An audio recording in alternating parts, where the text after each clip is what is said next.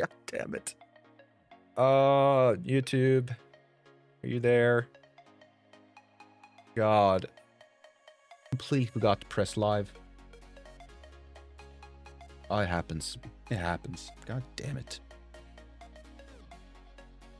Yeah. All right. Two specialties. Your specialities are horror and historical fantasy. Cool. Those are the things I study obsessively and academically. Lol. Okay, yeah, cool. I'm working on a Buddhist theme game. Cool. Retelling a bit of history and more in a more creative way. Okay. I'm giving this a narrative architect speciality specifically. Okay, cool, dude. That's really cool. So what is the, if you don't mind me asking, what, when you mention creative way, what do you see missing in the games you envision, like, looked at before? I'm assuming you've looked at games and realized, you know what, this could be done differently, or maybe you haven't looked at one game, but you realize this way of doing something would be really cool. I'm kind of curious about the more creative way, that wording right there. What does that mean? I guess it could mean different things. That's what I'm trying to say. It means different things from different people. So I want to hear your idea of what is creative.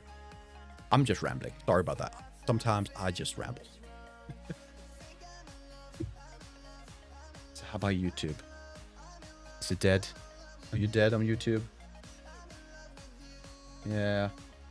I mean, it might be one, but that might be me. I don't know. All right. It is what it is. Right. Let's finish off this. So we have these. Let's make sure this looks roughly the same as above. Give or take.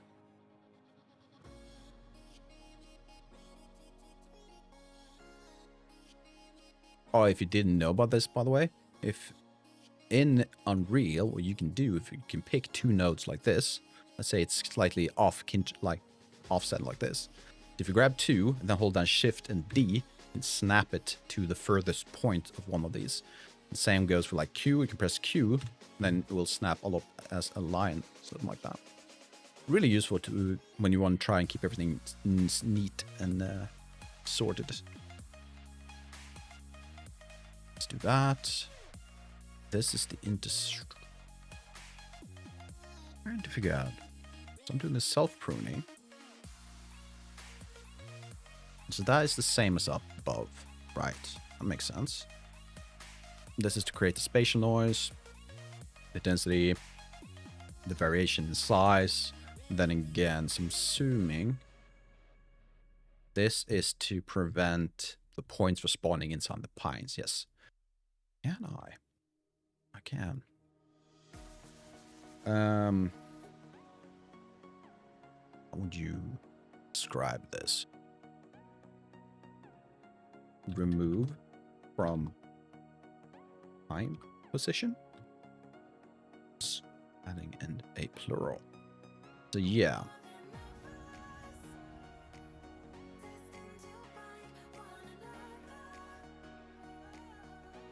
Go. Then we have this guy, that guy. And then we're back to this. So these are, again, let's do that. This. So now we have the same as pattern as before. Removing spline path, removing landscape splines, removing exclusion zone. Perfect. What's this? That's... Right. I'm doing that reroute to this area. Perfect. Okay.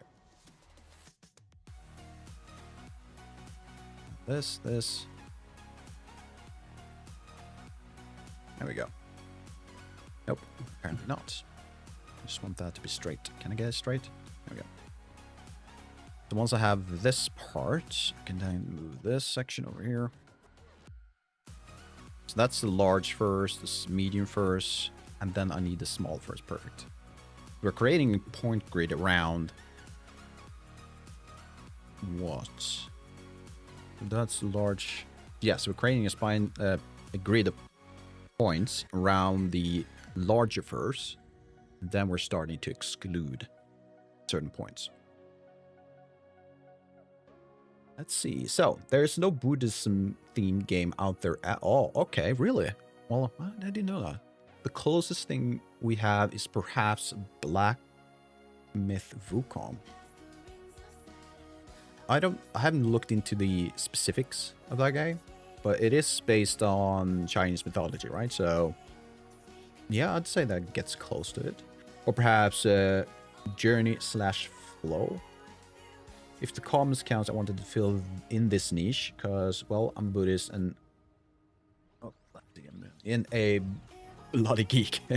Then you're perfect there. We're all geeks, right?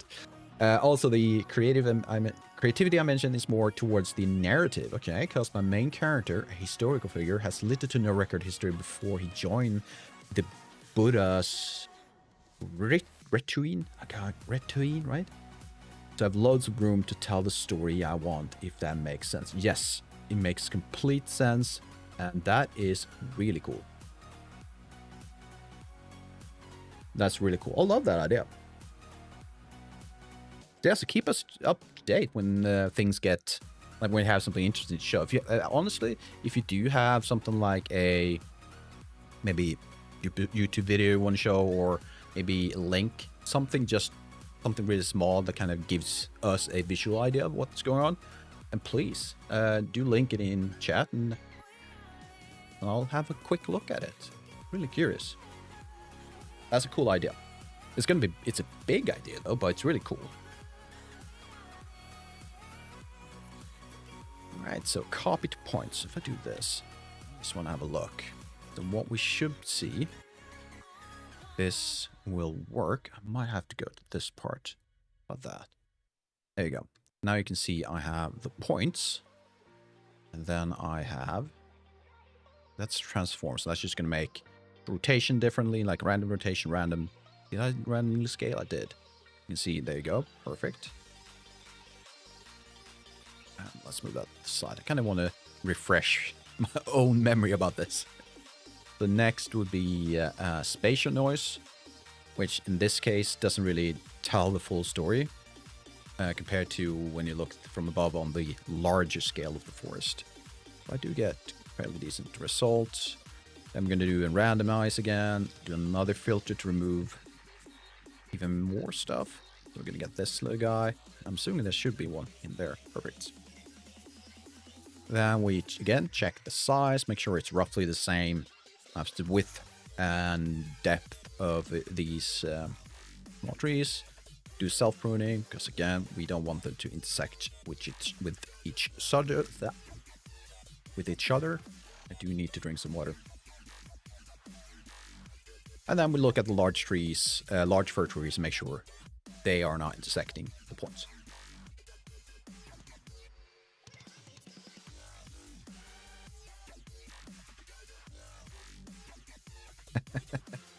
So the funny thing is that I wanted to give this gift to put his community in a lighthearted way, and then you went with horror. And now it's basically both. Ooh, how would you do that though? How would you make it lighthearted and horror? I guess you can add some comedic effects, maybe? I don't know. No clue. Well, that sounds interesting. Oh, 1 second. Ooh. Yeah. I don't want to, like, the thing that really scares me when it comes to streaming is that one day I will miss the mute button and I will cough straight into the mic, and I have the dad cough. Like, I almost scream when I cough. I don't know why, it just feels great when I do it. It's weird, I know. But if you can't help it. These are both the large firs and the pine trees points.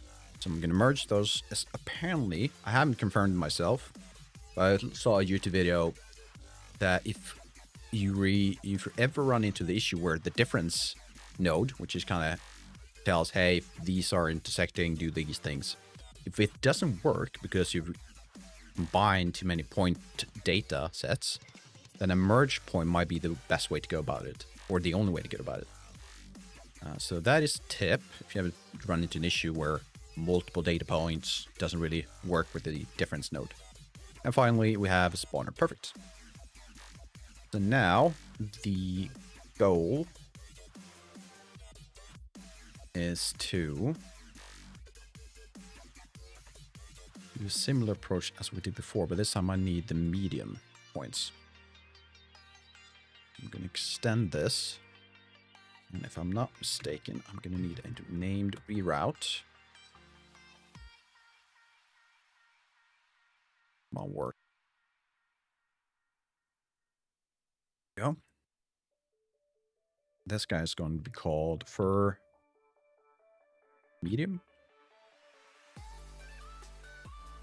Let's make sure I have roughly the same. Yeah, perfect. And let's do a fur medium points. I'm going to copy these things like so. Why? Hello.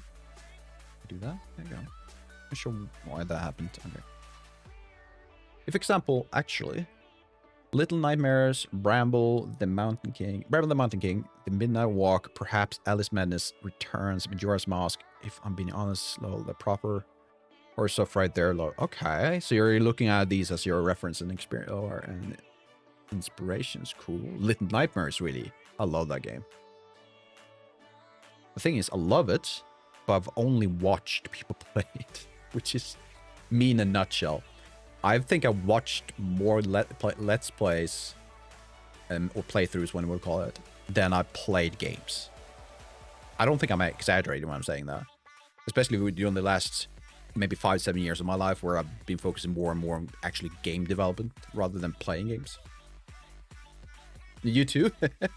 It's such a fun thing. Like, so I work with game development during my daily life. So I spend 8 hours every weekday plus another 2-3 hours with game development afterwards. So just making or playing games becomes this, not burden, that's the wrong word, just doesn't hit the right spots anymore. So I tend to just go and sit down, still at my desk, unfortunately, and just watch a let's play or playthrough. It's a weird lifestyle. How you recognize yourself in that type of lifestyle? There you go. I don't know why it's happening, but it is. Or why I'm living in that. You're playing games to not to join. You're looking for how they did stuff. Yeah. That's also another thing. Yeah, exactly. I was more into, like, I'm really tired of games, but that is also true. And that's been going on for probably the last 10 to 15 years for me. I kind of... There's one game I can play. Or two, maybe 2 games. No, actually, there's only one game. World of Warcraft, I can still play that without looking at the textures, the graphics, and kind of break it down. For some reason, that's fine. Lately, like going back a few months, I played Satisfactory, like, for quite a lot. I had the server and everything.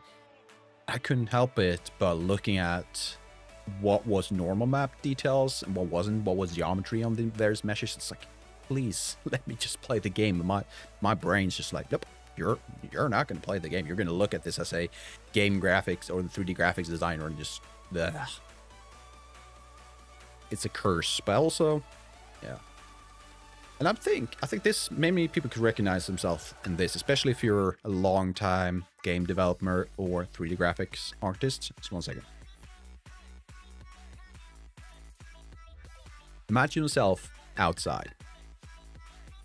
If you've been doing 3D art or game design for, like, let's say 3, 4, maybe 5 years, and you go outside and realize, how would you just, your mind starts to think, how would you recreate these things? That wall is probably a 2K texture made in Designer, and I can do that. No, please, just let me live. You know it. Recognize yourself. Yep. It's yeah. People are like, oh, you know what? Sitting down at the desk, you hurt your back and things like that. How about your sanity? How about that? I think that's almost worse. All right, so I think I'm just gonna make this, like, do this. Where's randomness? Where's the randomness button? Where's the randomness? Isn't there? No, that's just the filter. Sorry. There we go. Let's have a look. Let's have a look at this guy. There we go. So yeah, they're focusing around these small trees. Perfect. I'm just gonna copy paste this. Yeah, I feel like I can do that. Let's just do. I'm not gonna copy this. What I'm going to do instead is do another merge. And I'm gonna grab this. Do that. Nope. Oh, I don't need to add. Did I remove that?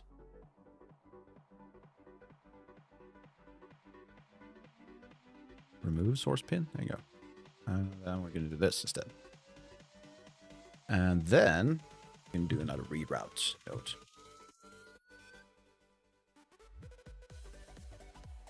There we go. We need the self-pruning though. So I need these. So with that, come on. Now that's removed. I might just be able to be honest, let's remove that for now. How about this? There we go. Yeah, I think that's fine. Just some overlap. I don't really mind that much. Yeah. Or it might disappear once we introduce this part.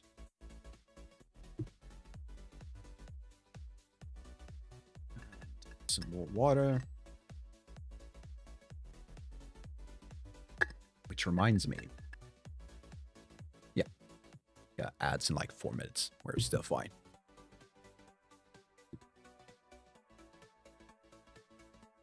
Next. Difference.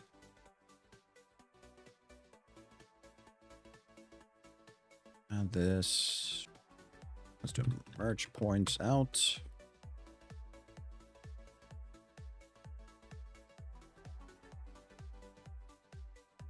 And with this, then that disappears. That's fine.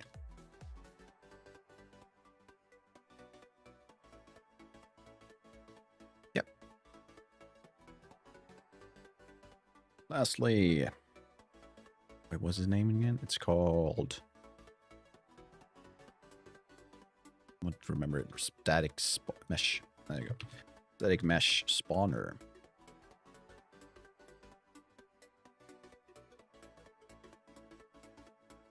Go. This guy. This should be all medium size. There you go.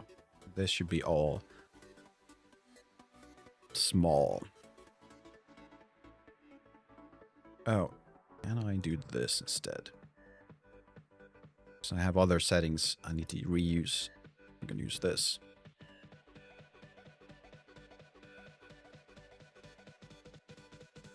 And small.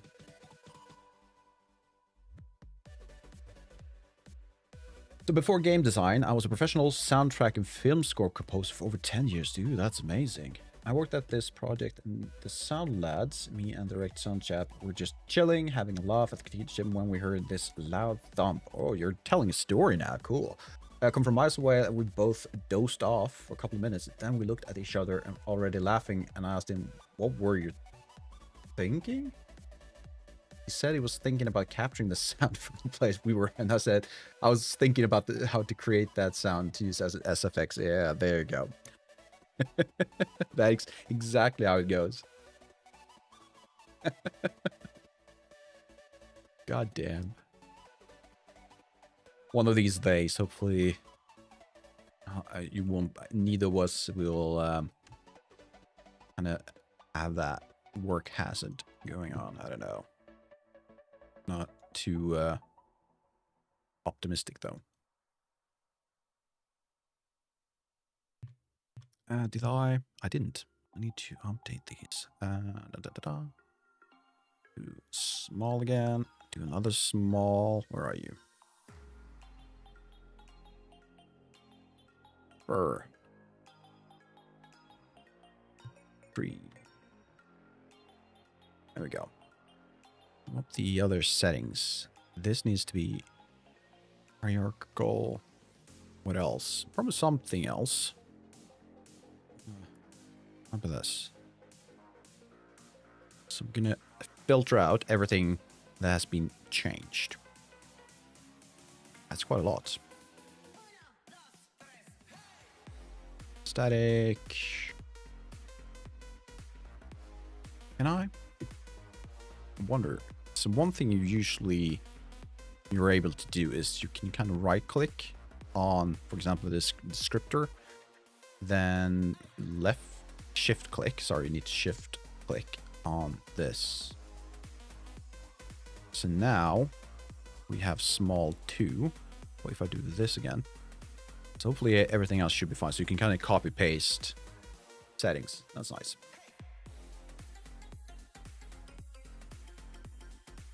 So I usually during ads get up, stretch, grab some water. So I highly recommend you do the same. And this is going to be ads on Twitch side. So, and there we go. Second. So I'm just going to save. And I'm going to get up, some stretches, and I'll be back. I don't know. It's not going to take me 2 minutes, but give it like a minute at least. So see y'all in a little bit. That is the correct button.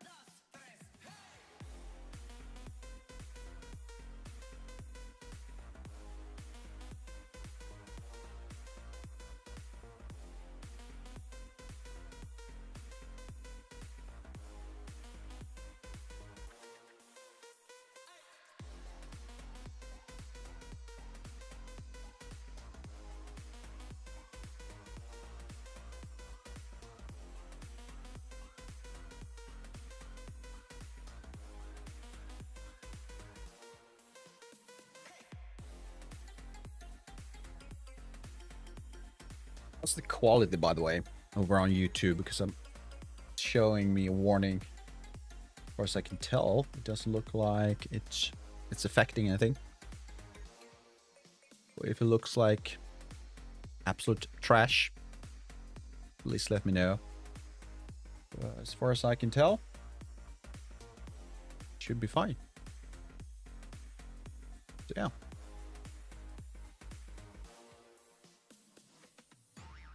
Another 20 seconds on the ads. And I think that once we have a look at the forest as it is right now, I think we could probably determine that we can move on to the rocks. And I feel like we're getting into a pattern or kind of speeding things along a bit now.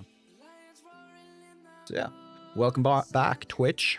We are looking at the final results because I do now have large first, the medium, and the small. Just gonna copy paste this over. What is the size? 32. Wait, why is it? Oh, right. This guy. No, I do have a Discord. I just haven't really keeping up with it, but I can definitely do this. I believe it's still active if I do this. Isn't it? Or maybe it isn't. 1 second.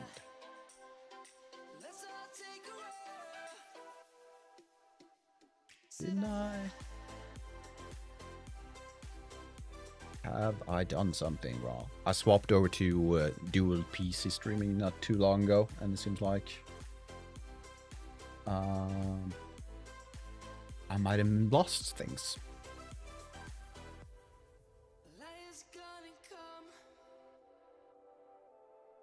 Yeah, it looks like I've lost things. That's not good. How do we fix this? How do we fix this? Because let me pin the Discord link. Damn. How do I... Been a while, so I can't even remember how the hell do I get the link? Well, this, perhaps?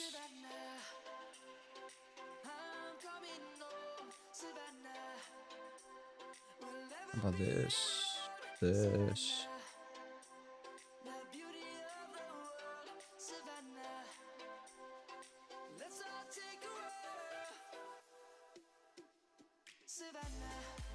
This should be fine.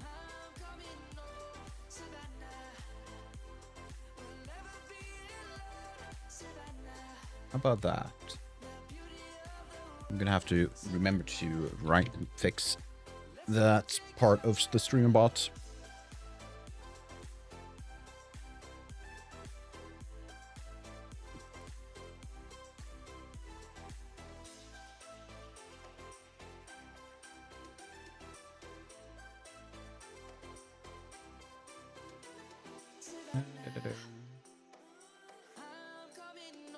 And then, 1 second. The cursor have neurons substitute for blueprints. Exactly. It's been like that for quite some time now. I mentioned this earlier during stream. I slept poorly during the weekend. The usual, all self-inflicted, by the way, so it's nothing. I don't feel sorry for me for lacking sleep. It's all self-inflicted. Then I have to work, and now I'm just like, you know what? Let's just chill my brain. But we're having fun at least. Yeah, hopefully that works. There we go. Then I need to do a few things.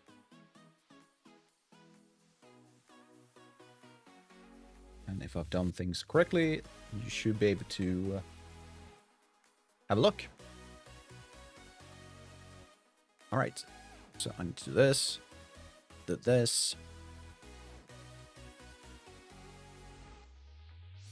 Frostern, welcome. It does work. Cool. How's the horror game coming along? Well, it's progressing, to be honest. It doesn't look much like a horror game right now, but yeah, we're getting there. Actually, I've been working, just preparing a lot of assets the past 2-3 weeks, and going back and forth with normals. God damn, I do not enjoy working with normals right now, because it's one thing after another. And it's mostly these trees just gave me a lot of problem. So it is progressing a bit slower than I hoped, but as you can see, we now have a semi-forest looking thing. So we're progressing, and I think the ferns, which has been my bane of existence for the past 2-3 weeks, is in, and we're fine with that. Next step is we're gonna do the same process, but now for rocks. And then once that is done, hopefully by the end of this stream, maybe even before that, I want to get into looking at slope distribution or slope scattering. Right now, as you can see, it's just completely flat. So I want to introduce some sloping and have things either not scatter on at certain angles or scatter at certain angles, because I do have this asset zoom. You can see the fir trees, and then you can see the rocks, and finally I have these, but they don't have a backside. So storm and snowfall, I want to do that. I really do. The thing is, I have little to no experience with VFX stuff, so if I can make it look at a level I'm happy with, definitely. But it's going to be trial. Let's see if it works, and if it does work, yeah, absolutely. Yes, this is 5.7, and no, not yet.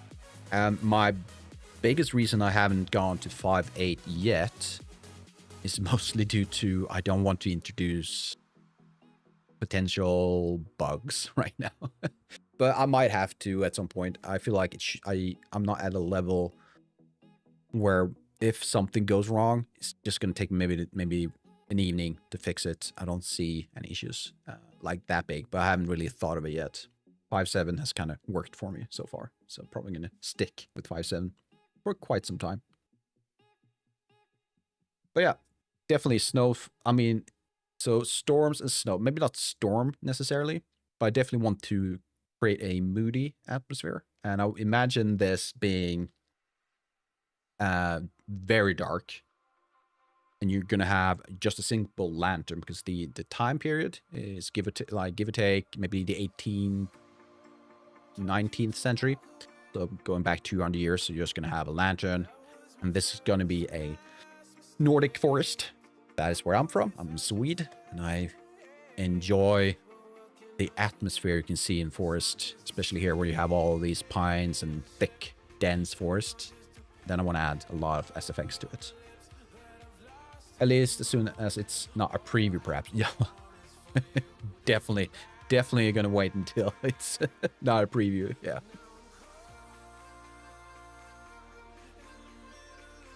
Yeah. No, I absolutely no. Definitely a daytime's just not gonna work. At least not in the way I envision it, and I'm definitely gonna thinking it's gonna look a lot better in the dark. I'm looking.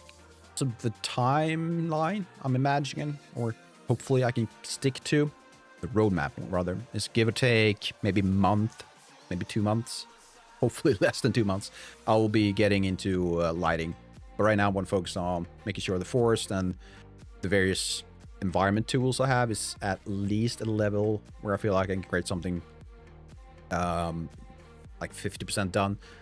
Just scattering stuff, and then I want to focus on post-process and lighting, maybe sound effects before lighting. I feel perhaps in this case sound effect might add more to the atmosphere than lights, but maybe not. I think it's really close. It's really one of those maybe not, because us horror freaks cannot ever forget Midsommar. I have a different experience with Midsommar, but that movie though, yeah, it is a cult. It's a cult classic. Right. I haven't seen it in a long time though. I barely remember what it's about, to be honest. It might have been. No, it hasn't been that long. How old is that movie? Is it more than 30 years old by now? No.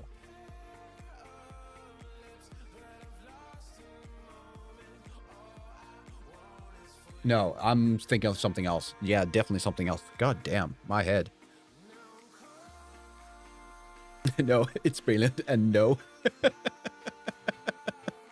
There you go. I was thinking of a different movie. Can't remember the name of that one either, so that makes sense. What the hell is that? Oh, that's this thing. Okay. Maybe I should rewatch it. Probably should. I am not a huge movie buff though, so it takes some time before I get there. I should go for Midsommar. It's amazing. Then I probably should. I probably should. When should I do it though? Do I have time? I just not like I'm that occupied. And I'm going on PTO and vacation in like a week. And I can be at work for like 3 weeks, which could be a perfect opportunity. Yeah, there you go. So I'll probably get to it during the next 2 or 3 weeks then. If I remember. It's another thing. Keeping track of all these things. Alright, so ferns, good. Pines, still need work, but I don't have assets yet, so only this thing is necessary.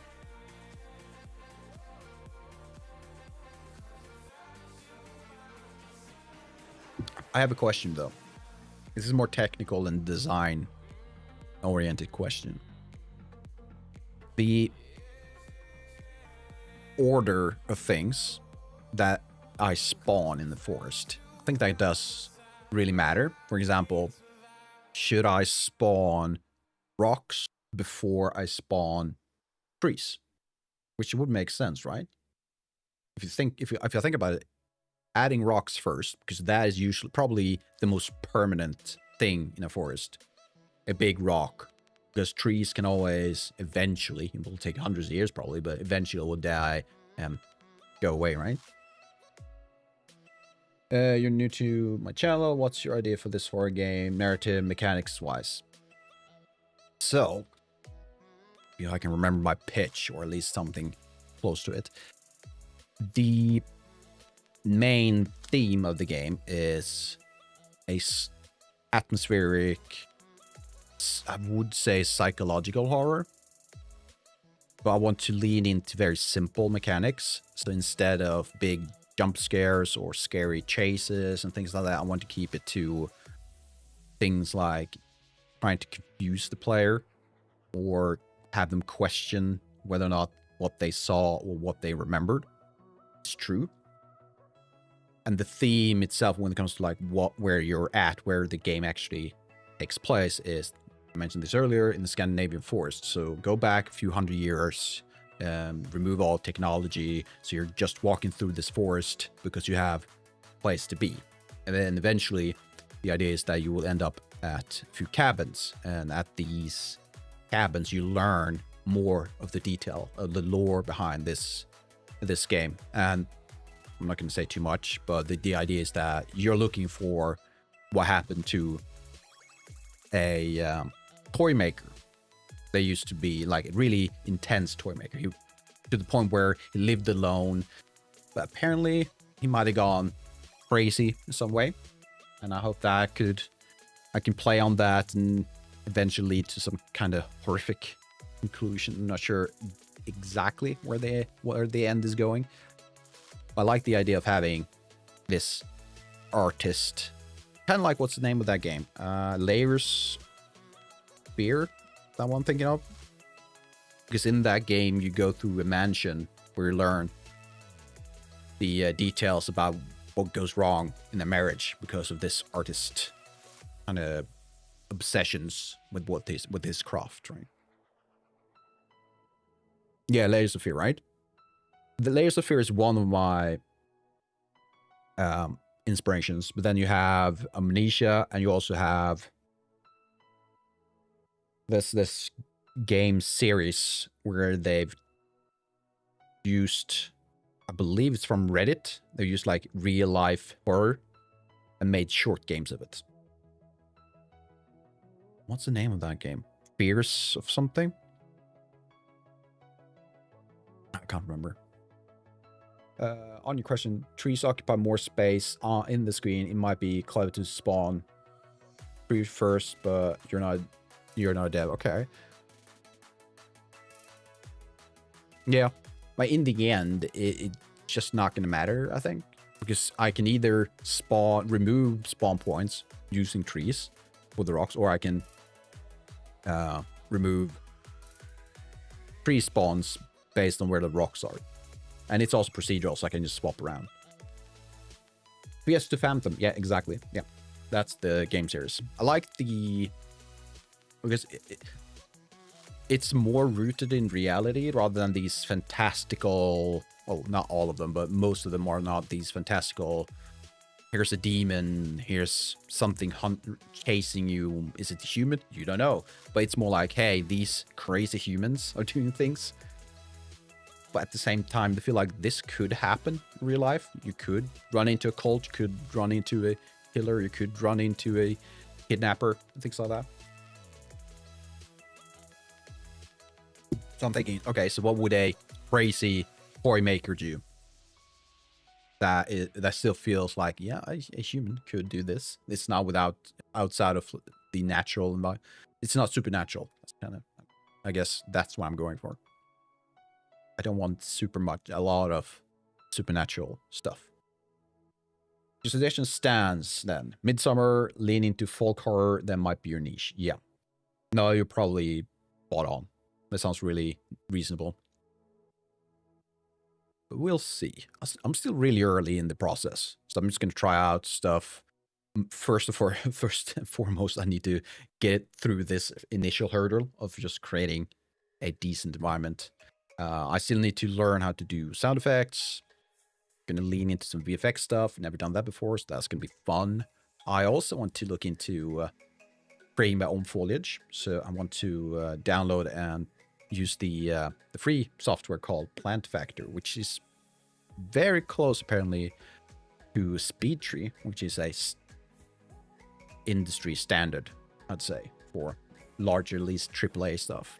But they have a really weird licensing.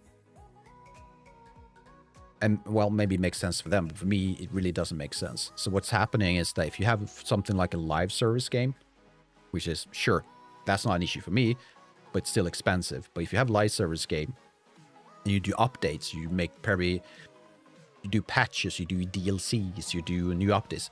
As long as you're using their trees, you have to pay them again and again and again. So it's not like releasing a lore focus or solo game, single player game, and then that's it. No more expansions or no more. It's just, here's the game. Then you pay for it once. But if it's a live service, you pay for it each time you reuse your assets. It's kind of weird. I'm not sure how it works, but yeah. So hopefully Plan Factor will be a thing that works.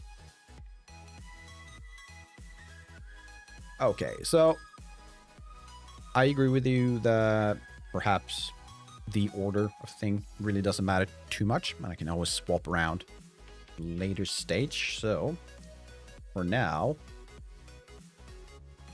how should I go about this?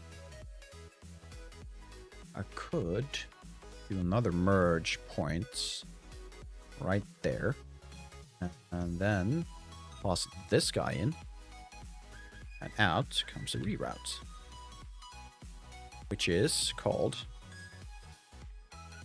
this should be all 3 points.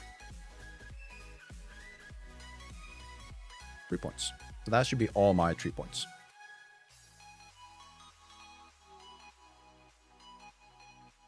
There you go.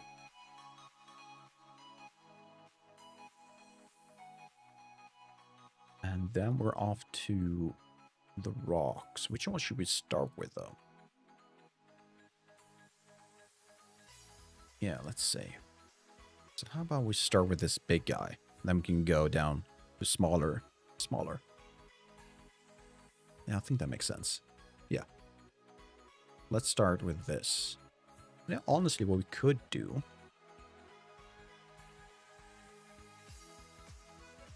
So... Alright. I have 2 options. I can either do the same process as I did with the trees themselves, which is go with the very large ones first and then go down, which the other options is very close to that.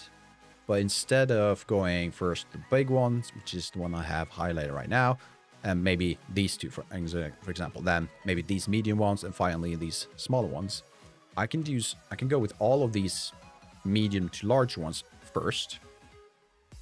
I can tell my static mesh spawner to use a certain weights. So I can tell it, hey, spawn more of this, spawn less of that, more of this. And once I've done that, then I can scatter these smaller rocks around these bigger ones. Honest, that might be a pretty decent option. Right? Yeah, let's go with that. But we're going to do a slightly different approach than we did up here. And grab these. Actually, I'm going to grab all of these and that and this. Get that part. So what I'm looking for,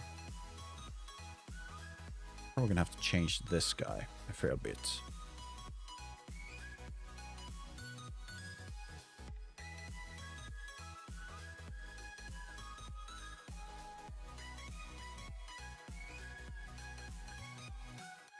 If you want help with design and narrative stuff, give us a shout. A Buddhist helping comes with the package. Okay. You advocate on Discord? Yes, I am. And you can absolutely befriend me. Don't worry about that. Yeah, absolutely. Sure.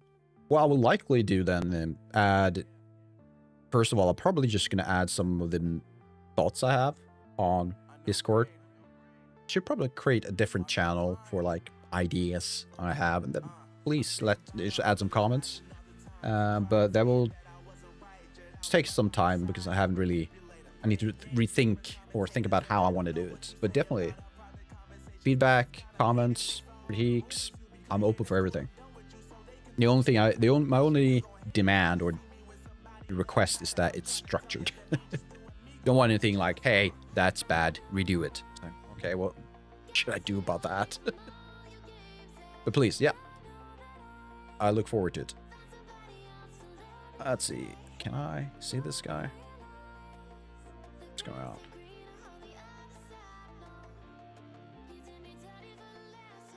Let's see what's going on.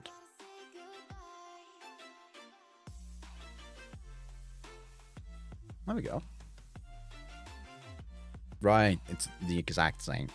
So it spawns in the pine trees. That makes sense. So what we want to do...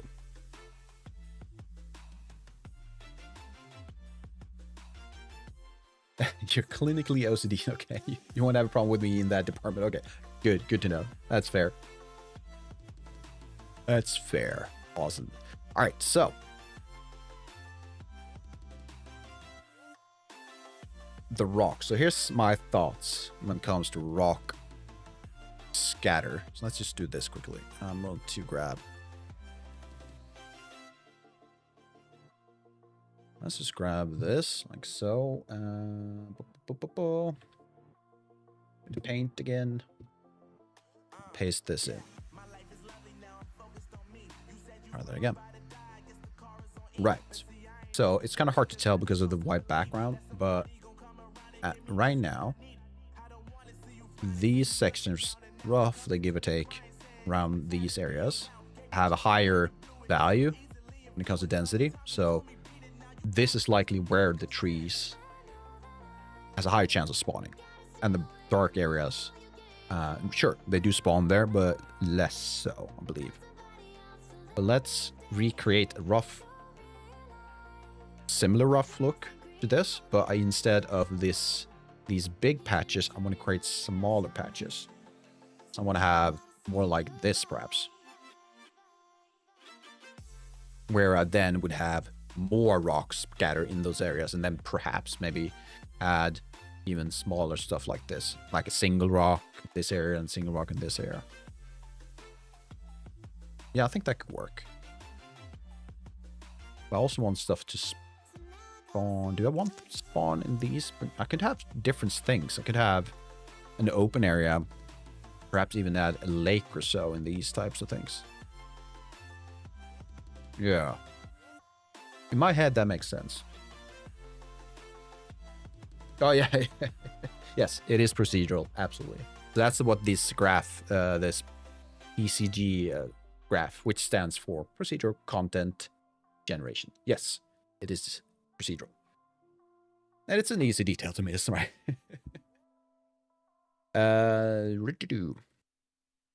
So, that is the idea. Hopefully I can get that to work. And the way we do this, I think it could automatically update because I'm kind of removing that. See, oh, you missed the tag. Well, it's not that obvious. But okay, the title of my stream, though, I'm just saying, might give you a clue. I don't know. It's a small one.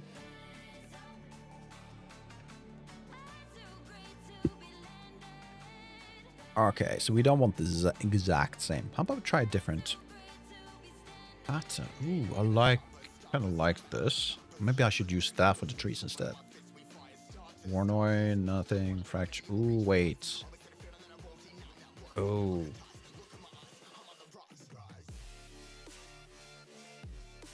You all like that? I think I might like this. Bloody hell, yeah. Honestly, though, how many people, like, I kind of want to do this raise your hand stuff. How many people do actually read the title? Like, honestly, rather than just glance over it or maybe see the thumbnail first and foremost. I don't know. I think I'm more of a thumbnail guy. Does this look interesting? Do I see some interesting colors or images rather than kind of the title? Maybe the title sometimes though. I know that certain games I do tend to be drawn to certain games. Yeah. Let's do 5, 5, 5. How about that? Okay. I think this looks interesting, doesn't it? You read it? You promise? Okay, I'll accept that. But I just stopped at hard game dev, fair enough. And under the Unreal game dev, or Unreal category. Awesome. But at least that helped. I mean, that the game dev thing is there for your interest, like to draw people into it. And especially if you're harder interested. That raises a question, though. I mean, of course, I want people to get in here. I want them to be interested in the things I do, right? That's a given. But are people more interested in streams that just have game dev? Or am I kind of lowering the amount of people that might be interested by saying horror at first? I don't know. You're trying to follow more hard game devs on Twitch? That's awesome. I should do that too, by the way. I'm terrible at that. I'm more of a YouTube guy myself. But I had to, and I kind of like Twitch now that I'm streaming. But I used to be more into YouTube before I started to stream. It's been almost a year now, so I should be more accumulated with Twitch. YouTube, there you go, yeah. There's something, I think my biggest gripe with Twitch, a lot of good stuff with Twitch, but one thing I would love for them to kind of focus a bit on, and that's discoverability. I feel just there's nothing, to be honest. At least I can't really see how I benefit anyway of being discovered the way we can be discovered on Twitch. It's always make Twitch or shorts, upload to YouTube, TikTok, Instagram, whatever, and upload your vlog, VODs to other platforms. And I'm streaming to YouTube right now, although it looks like I'm streaming to myself. But the point still stands. I do have every now and then, I think I had a biggest stream on YouTube were 250 people, something like that. I don't think I've ever had that many on Twitch. I had 100 stream maybe half a year ago, but yeah. So yeah, I'm rambling. The point is, I think YouTube has an advantage when it comes to discoverability, and I'd like Twitch to get into that too, if possible.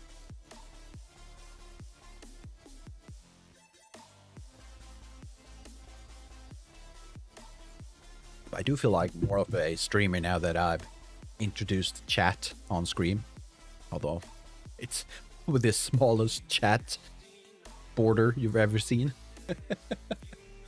It's really small.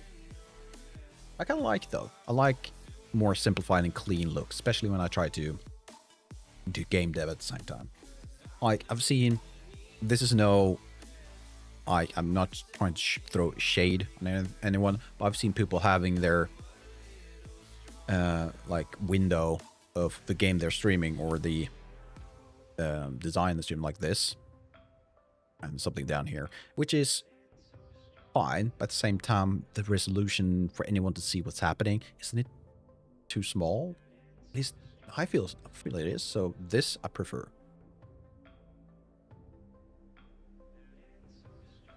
This I prefer. Sorry, I need to. Question. I don't think it's to my detriment to put horror out there. Quite the contrary, it helps to follow. Yeah, you're probably right. That makes sense. I mean, that's also one of the advice you hear constantly, right? Like, cater to your niche and things like that. Well, yeah. But it's good to hear that someone looked at it and said, hey, horror game. Sure, I'll have a look. I like that.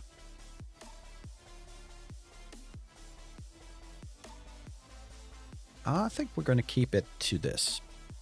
I think that looks great. We're going to have to reduce it a lot more. Now, actually, we're going to have to reduce the size even further. Transform. Let's do this.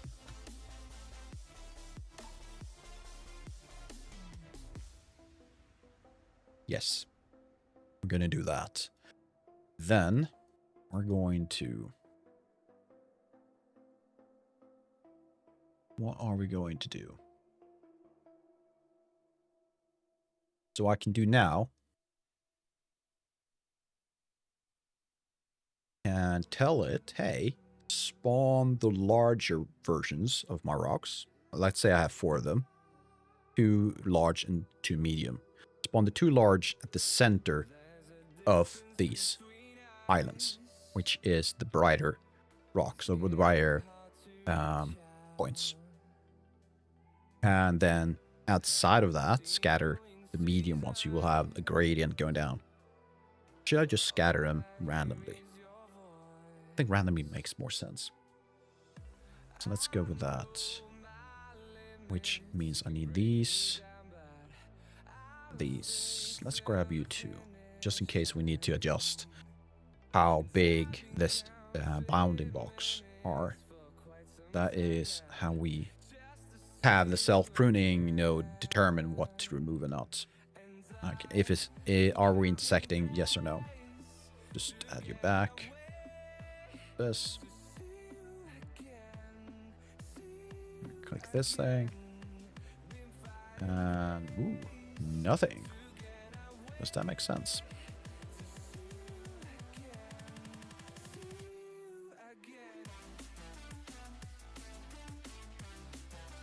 Right, and then the density filter, likely due to this thing. So how about we do that? There we go. And let's randomize you a bit more.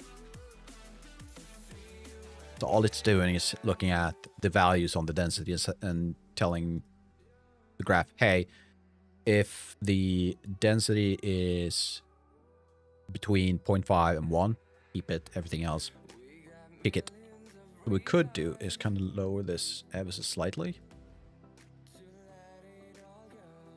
So you can see a few of them disappear. I kind of want to make more room to have less.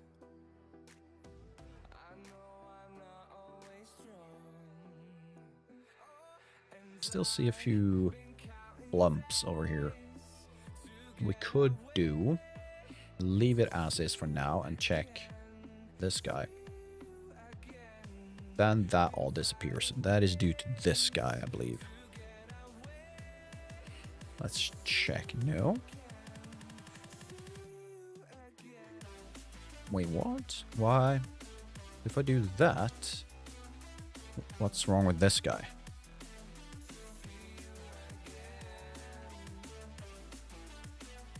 Shouldn't. I think I know. I think I know. The one, just 1 centimeter. So I think, yeah, there you go.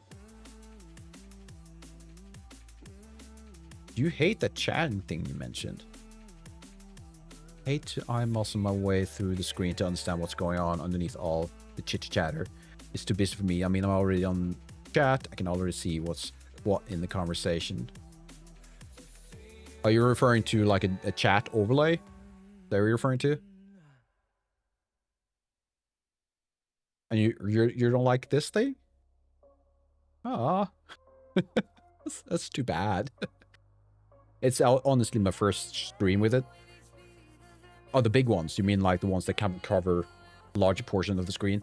I see the point to it in sometimes, because there are people who, for example, stream to TVs or don't like to have chat on screen on the monitor and things like that. So there is a point to it to an extent. I'm not sure.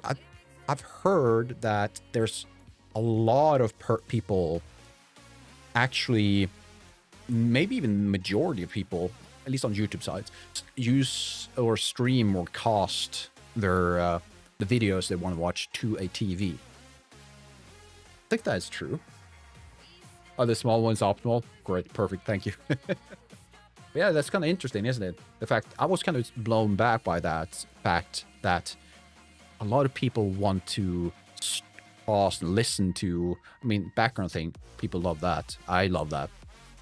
I wasn't prepared for such a large number preferring the TV instead of a computer monitor or the mobile, like a cell phone. I was pretty sure the cell phone would be probably the biggest one, competing with computers. But no, apparently TV seems to be the big guy, the big competitor when it comes to like attention for people preferred devices. I was kind of taken back by that. Not taken back, that's the wrong word. Surprised. That's the word I'm looking for. And there you go. Yeah, you were watching mostly on your telly. Yeah. Which, again, I do it too. But I didn't think I was part of the biggest group. Yeah. But I can see it. It's definitely nice to, like, when you're cooking or when you're cleaning. Maybe not when you have your vacuum or Hoover going. But definitely when you kind of just walk around in your apartment, kind of nice to have the background sound. And also, I do like every Saturday, I have this habit, and this is just how old, I'm going to sound old by now, but I do grab my breakfast, sit down in front of my TV, I eat breakfast and watch, not news necessarily, but maybe some political stuff and maybe some entertaining stuff. I love one of my favorite channels is called Tabletop Gaming, is it? God, I can't remember. All they do, though, is they paint minis, they make these nice gaming boards and everything, and they're just purely entertaining, so I love that. And that's my Saturday morning routine. Old man me.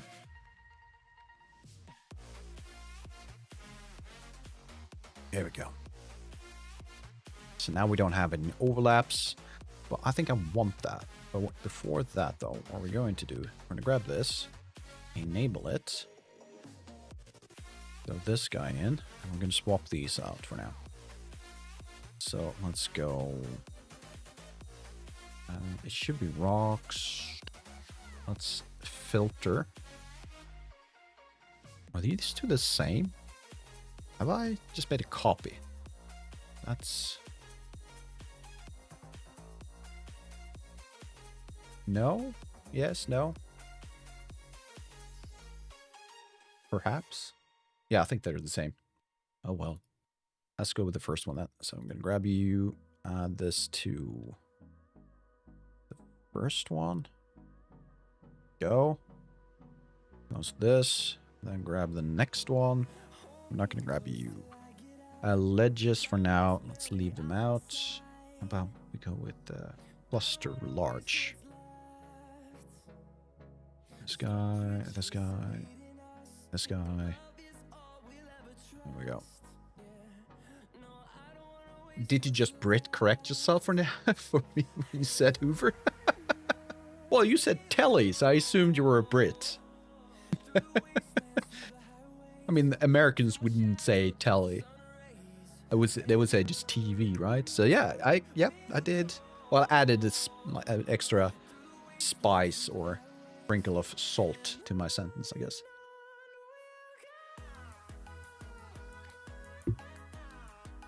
So I'm curious though.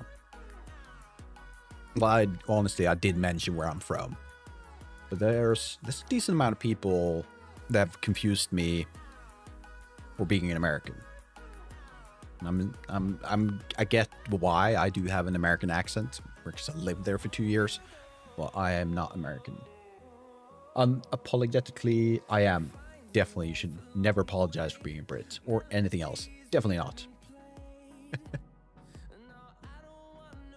So how's by the way, I've been out of the loop for a while when it comes to game studios in on the Isle, so everyone who call it the UK, Great Britain, England, you pick. How's the games over there? Because okay, so wait, so you have Rockstar, right? Rockstar is located in is it England or is it? Yeah, right. It's England, isn't it? What else do you have? You have Playground Squad, if I'm not mistaken. And you used to have, what's the name of that? CCP? EVE Online studio, wasn't it?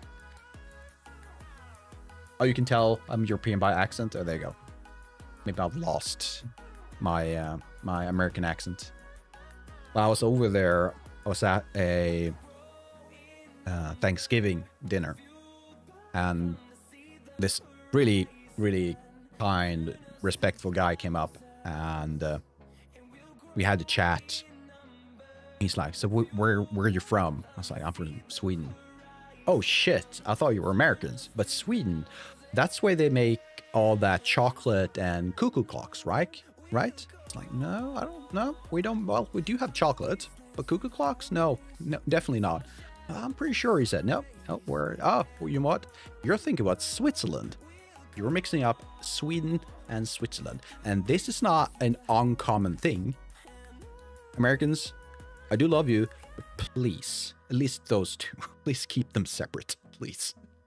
Anything." Rockstar is New York, is it not? I'm pretty sure. Well, I'm definitely sure they have multiple studios, like locations. Well, I want to say their main one is in England or one of the countries. Not American, though. I want to check this out. Let's see. Rockstar. Nope, there you go. You're right. The main office is in New York. Game industry headquarters in New York, but it's owned by American holding company Take-Two Interactive. There you go. Flagship foundation, blah blah. Rockstar North, creator of Grand Theft Auto series, is British and based in Edinburgh, Scotland. Right, they do have more than GTA. They've also have Red Dead.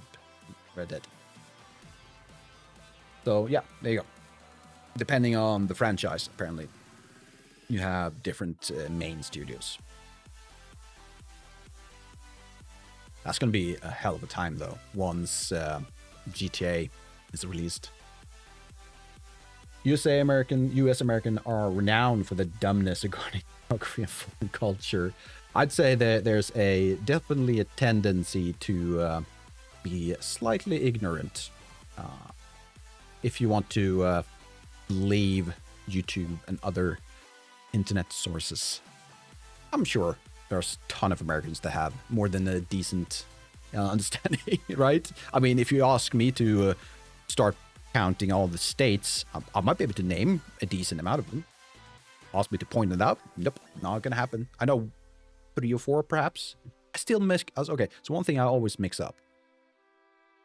Washington, you have Washington State, right? And then you have Washington, D.C. One of them is the capital city, and one of them is a state. For some reason, I can never remember which one it is. I believe it's Washington, D.C. That's the city, right? D.C. is capital. There you go. Like, but the thing is, that makes sense once you say it, but my head can never make that connection. Never. It just doesn't do it. I don't know why. Some have PhD even. Yeah. Well, at least if they have a PhD, then at least they're higher educated than me on paper, at least. So yeah, I mentioned this. I lived in the States for 2 years, and I went to college. And I wasn't happy. I really wasn't, because it cost me like an arm, at least. I think I ended up being debt with, let's try to convert that into pounds. I'd say, give or take, 32,000, maybe 34,000 pounds or something like that. And my first year, I felt that I was repeating my last year of high school. I didn't open any of my books.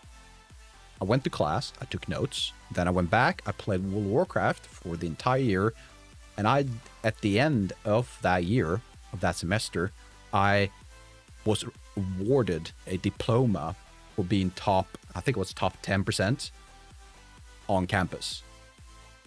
I was like, what? How? It was all multiple choice questions. Nothing was you didn't have to explain anything. It's like, one of these 5, the right answer. It's like, well, it's not those 2, so now I'm down to 3. And I'm assuming it's not that one, so now it's 50-50. Like, I don't understand. And it cost me 10, 15,000 pounds. It's like, I don't know. Insanity. At least for an European, it feels like absolute insanity. And again, Americans, love you guys. But that thing, please, I think it's for your own good to kind of get hold of your education. It sounded arrogant, didn't it? Ooh, yeah, hospitals in the US at 53,000. That's insane. The capitalism is great in it. I'd say that depends on where you are in the world. I mean, Sweden, we're hella capitalist. Just some of the rules we have is even more capitalistic, like they're more capitalistic than American rules, laws. But then we also added social safety nets, which I'm happy. I saw a YouTube video the other day. I don't think he was American. He might have been Eastern European, something along those lines. But he was kind of... We got some ad breaks, but I'm just going to tell this story either way. He had this day, the thing where he was trying to sell people some type of tax relief stuff. It was really weird. But the point was, though, that he said people in Sweden, Norway, and Denmark, they're being scammed by their high taxes. I don't think I am, because I have paid very little when it comes to health, and I've been using that.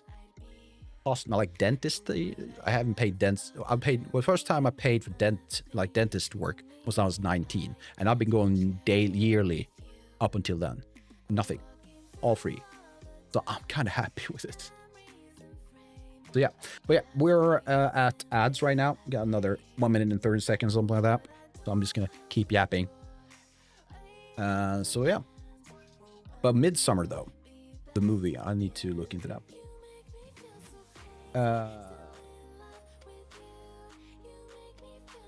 Streams being branding with me because you're using ad blockers. Well, then no ads, I guess. And that means I lost probably 10 cents because of you. Bastard.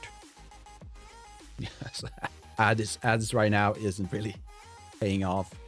I'm still waiting for my first paycheck from Twitch. Fun. I still have like probably a year left until I get it. Maybe one day. Who knows? Maybe one day I can call myself a professional streamer. Until then, I'm just an amateur. Non-paid. Right. Have a look. Oh, right. I forgot something. Where's my transform? It should be this guy. Should I do the transform before or after? Does it matter? No, it doesn't. No, it doesn't. Let's do this. And give or take like so. There we go. So now, should I extend the size? Oh, I didn't. Okay. Right. The Twitch ads are done. All I did during the break was to add this transform node because I needed the randomized rotation and positioning. Next, I'm going to swap this guy out. We're going to make it... Let's see... we'll do this instead. I'm going to grab the medium one. Add it somehow. Where are you? There you go. Add another of these. Going to copy, paste. Oh. So yeah, you can copy paste by doing shift right click and then shift left click on whatever that is you want to copy. And next, let's go. Is it the cluster small one? I think it's cluster small.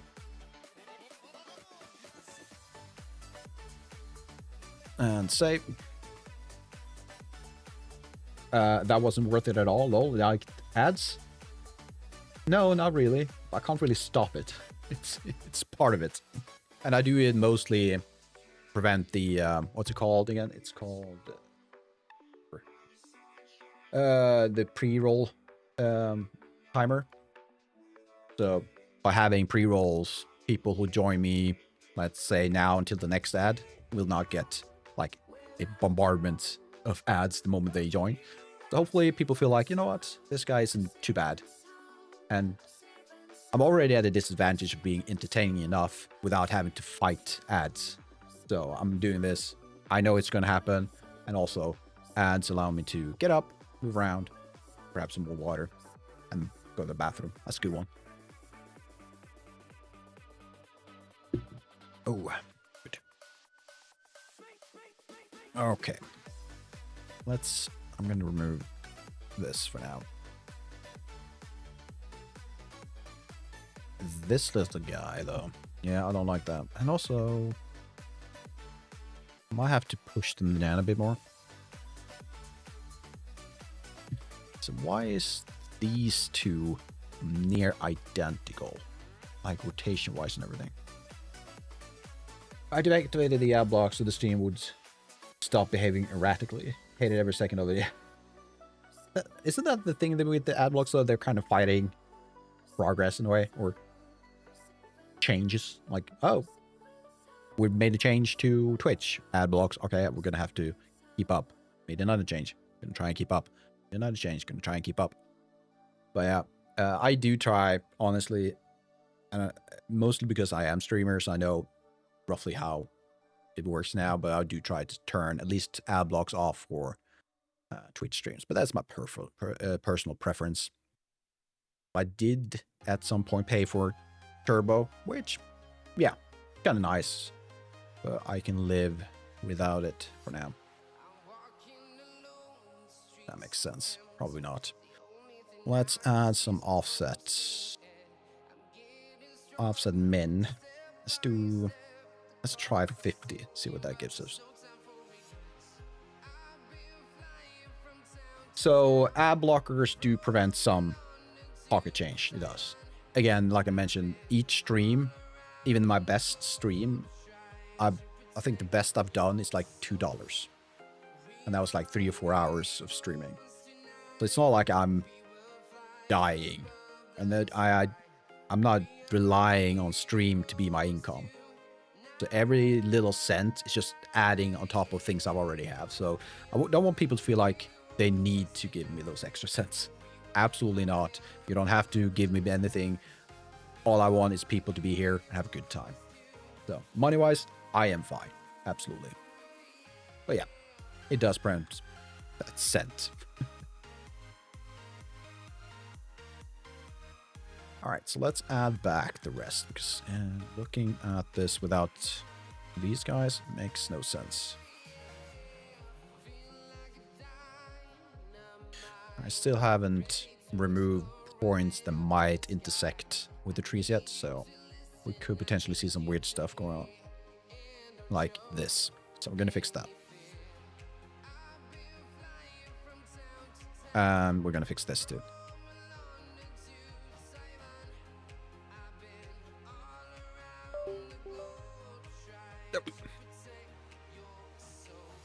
But this is not half bad, although there's quite a lot of the same.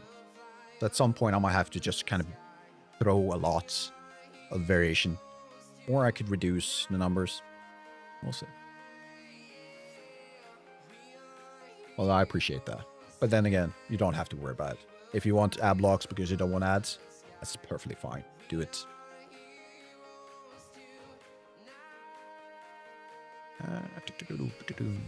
All right, so position-wise, like at least in the Z-axis, I'm kind of happy with this. Yes, I needed to fix this. It's a lot of the same, so maybe I should reduce the numbers a bit.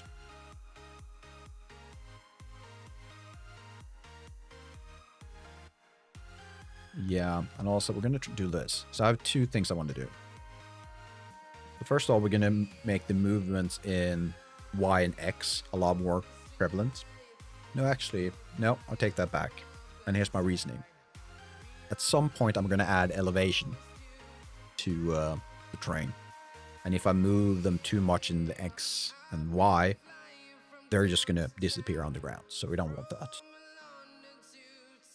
Let's keep it to these numbers. We can increase it just a little bit. Like a meter or so. Not 2,000 meters or 225.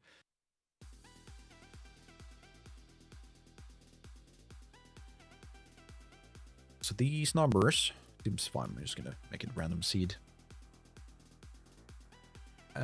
So this, that, then this. All 5.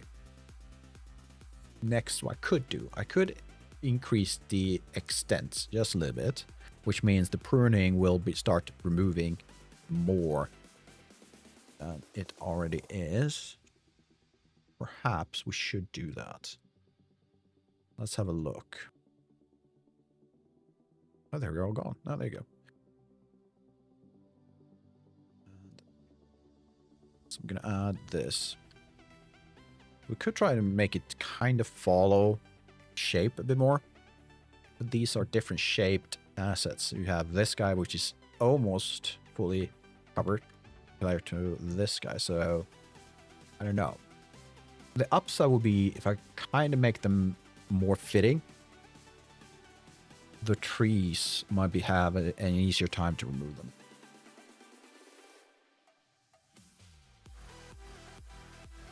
One last interference to clarify one wee detail, alright? My accent is Brit AF, alright? My nationality is nowhere near, though. You're from, okay. You're from Brazil, but you have a heavy British accent. That is an awesome combination. So you were born in Brazil, and I'm assuming you lived there for maybe some time, maybe a long time. Then you moved to England. Or when people say Brit, that means England, right? Because I am still confused about the Great Britain, UK, and thing. It still confuses me. I should learn the difference. I know that. And yeah, still haven't though.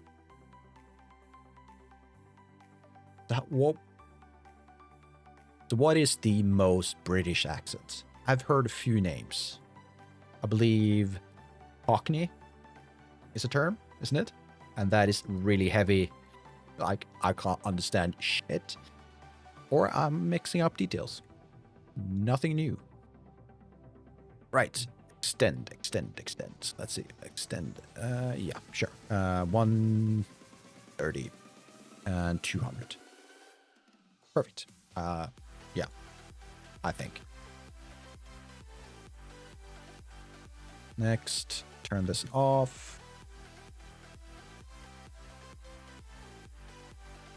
Right.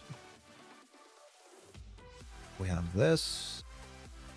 I'm going to have to work on the scattering stuff a lot more than this. Why is it almost identical? That I don't like. But either way, yeah. Now I'm just jumping between stuff. I will add Morse assets, so even if it feels slightly off right now, probably we'll be able to fix that once I've added more stuff. Why are you rotating the same? Shouldn't it be random?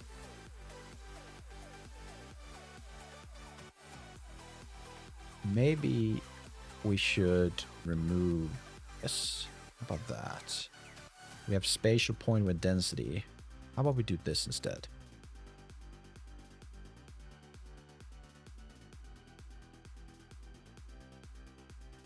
I think this... Yeah. My reasoning is...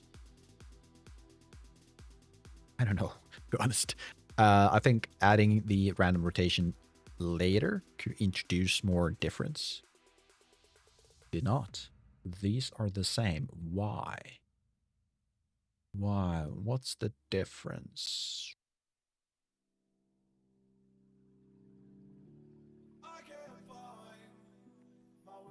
This made no difference at all. So let's put that back.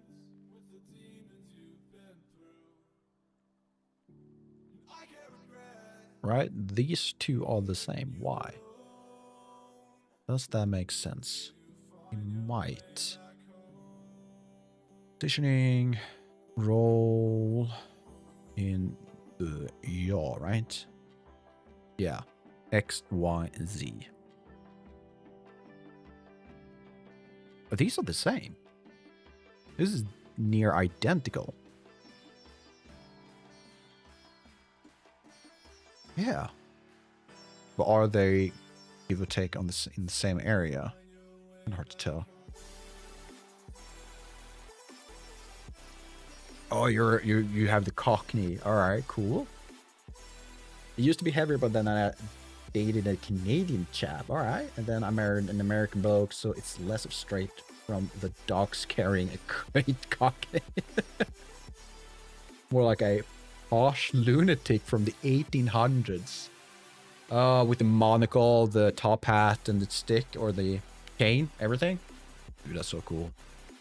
I think my favorite Brit, or the one that I really admire when it comes to the way he talks, is Stephen Fry. Absolutely adore that man. Absolutely amazing. Funny as hell. I believe I came to know him through, know of him, I should say, through QI. Absolutely love QI. Holy shit. It was so much fun. Like, one of my favorite details, if I remember correctly, is that apparently, which might be wrong because QI themselves mention this every 9 years, they have to change what they know because new facts. But apparently, with a grain of salt, if you increase the temperature to high enough, and I believe it's like 42 degrees Celsius, a banana fly, you know, the very small dots flying around, they might turn, their sexuality might change, apparently.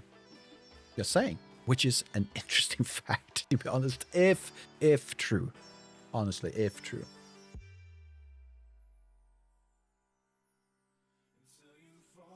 I'm really sorry. Yes, I should apologize. It is Sir Stephen Fry.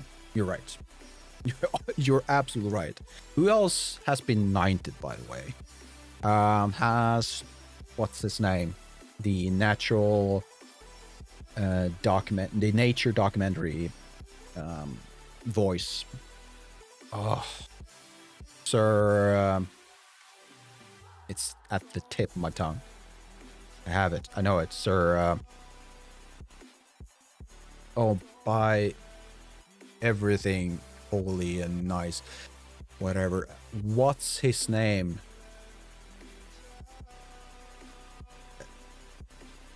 Also you have Sir Ian McKellen. No, I'm thinking of the nature documentary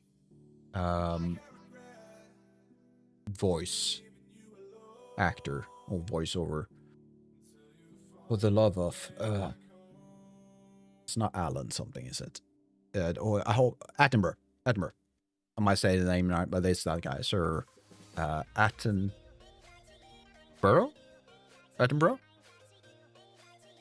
But Ian McKellen, yes, true. Ian McKellen. Wait, so I need to see a face.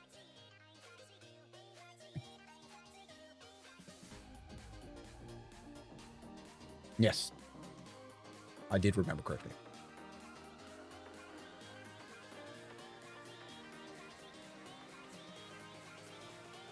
It's Scanlov, yeah, but my head, again, you need to know the way my brain works is it's almost like having like an angel and a devil on the side. One doesn't really tell me to do evil, but it's questioning everything I know. And the other one's like, no, this is the thing. This is what you know. But it's like I tend to gaslight myself all the time. And I don't like it. It's annoying, but it is happening a lot.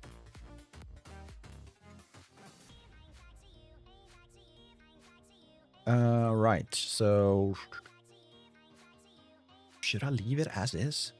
Is it that bad? I mean, again, these things, I don't like that.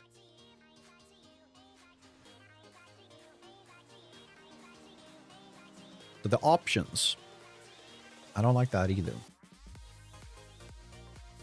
So I could do. Okay, so here's my thinking. Don't save. this. Let's do that. I want to do this.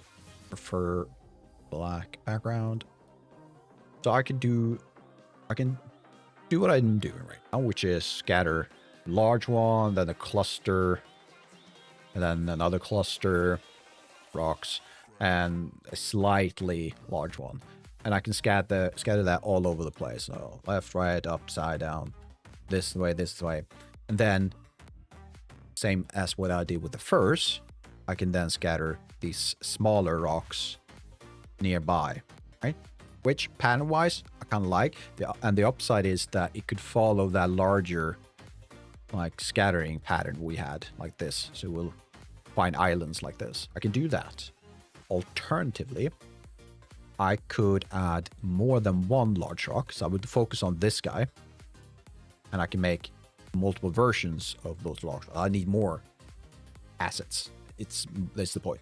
And then I can scatter those around. Like so. I threw in some Swedish there. Like this. Right?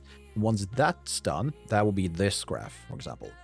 I can then create a second graph, or second section of the graph, and tell it, similar to the other rocks, I can then tell it to, hey, scatter around these.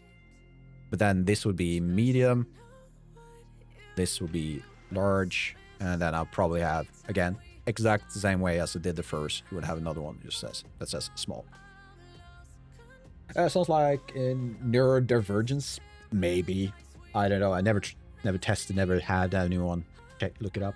If it is, I'm also right there with you. Low 4 diagnosis and counting line. And yes, apparently one brain can hold that much chaos in it. Yeah. I mean, I feel like I'm walking like evidence of the fact that it could be a chaotic brain. Like you can live with it too. Barely, but you can do it. It's possible. But yeah. Also just be memeing scatterbrained. That's also an option. I can survive. I am kind of thriving, to be honest. Well, maybe not thriving. I'm doing well. Okay. Right, so, okay. Focus. I need to make a decision. Number 1 or number 2? Number 1, it's more or less done. All I need to do is scatter the small ones. Number 2, again, okay. 1 and 2. 1, 2.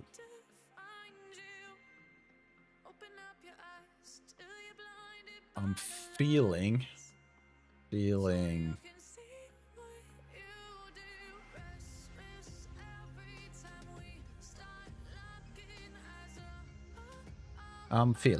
yeah, I don't know, finding it hard to decide.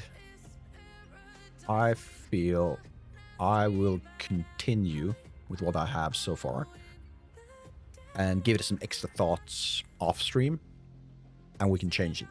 That's the upside with procedural. You can change. You don't have to be the same boring individual all your life. You can do stuff.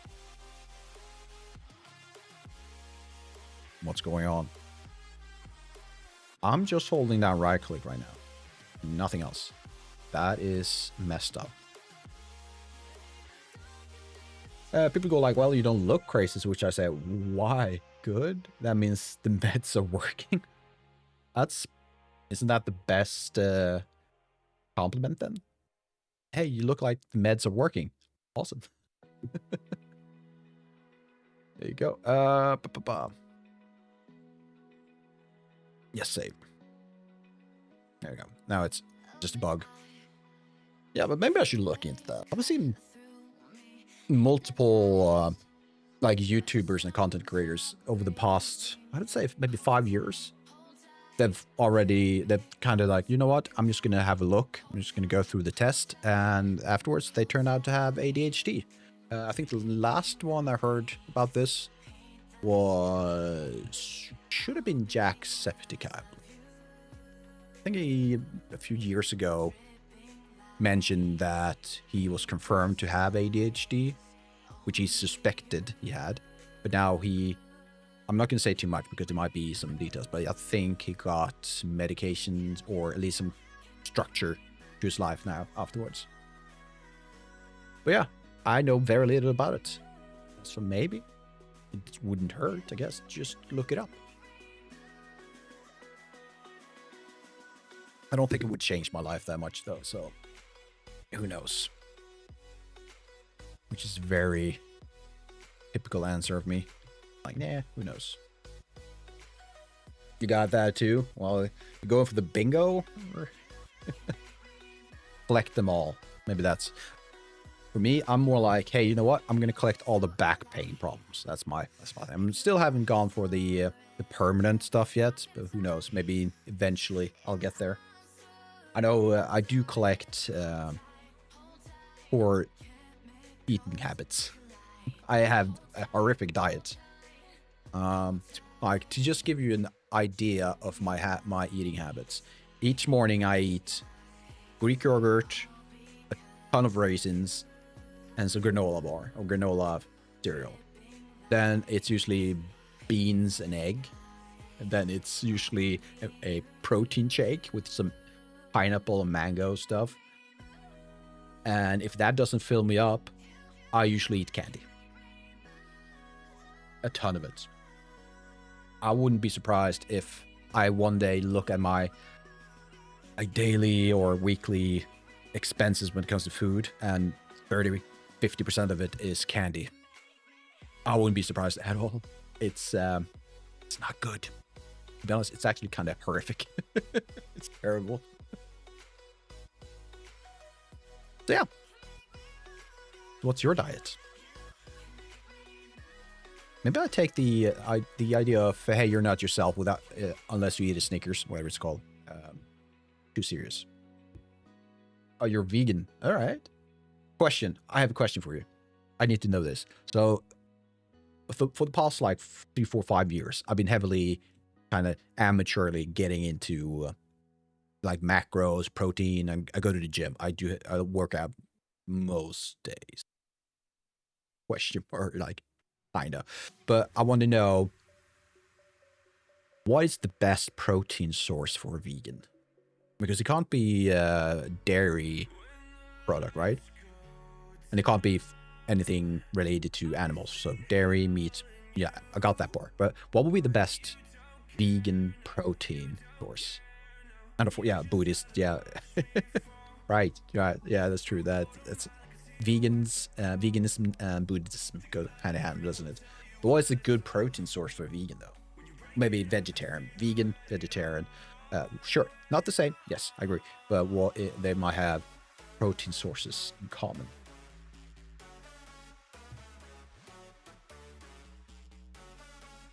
So I'm curious.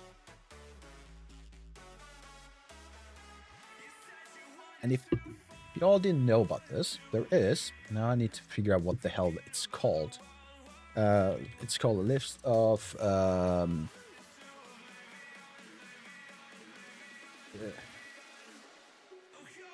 goddamn, what's it called? There is a name. It's something PPRI something list. Goddamn, what's it called? Yeah, I can't remember. The idea is, though, with this list, you have science, it's always science, has scaled the efficiency of various protein sources to what we humans can kind of absorb. It's called PPIA and something. And at the top of this list, which is 1, the value of 1 is the highest you can get. And that would be like mostly all animal sourced food seems to be at the top. Then you have some veggies. I can't remember which one right now. Beans, definitely some beans were up there. But the idea is that if it's a 1, which would be the golden standard, then most of the proteins you consume will be used in your body. But you can go all the way down to, for example, peanut butter. Peanut butter has a hell of a lot of protein, but you can only consume, or you only take up like 50 or 60% of it. So if you eat 100 grams of protein, which is what, 10,000 calories of peanut butter, like you would still only get 50 grams or something like that. Something worth thinking about. Or maybe not. You don't have to be that serious with diet, I guess. Green peas, okay. There's also pumpkin seeds and mushrooms. Right, I think I've heard something about mushrooms. Pumpkin seeds, though. That could be a nice snack, couldn't it? But green peas, really? Oh, I need to look that up. Green peas. What is the macro green peas?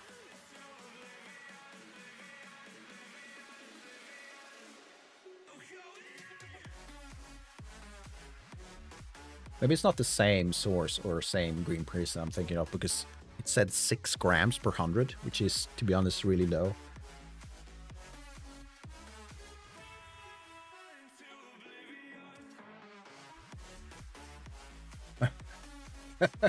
You bastard. No, you don't say. It's a joke? Really? Couldn't tell. Was it the peanut butter jelly? No, peanut butter pen. I have a peanut butter. I can't remember. I have pineapple. I have pen. God damn, that's such a long time ago.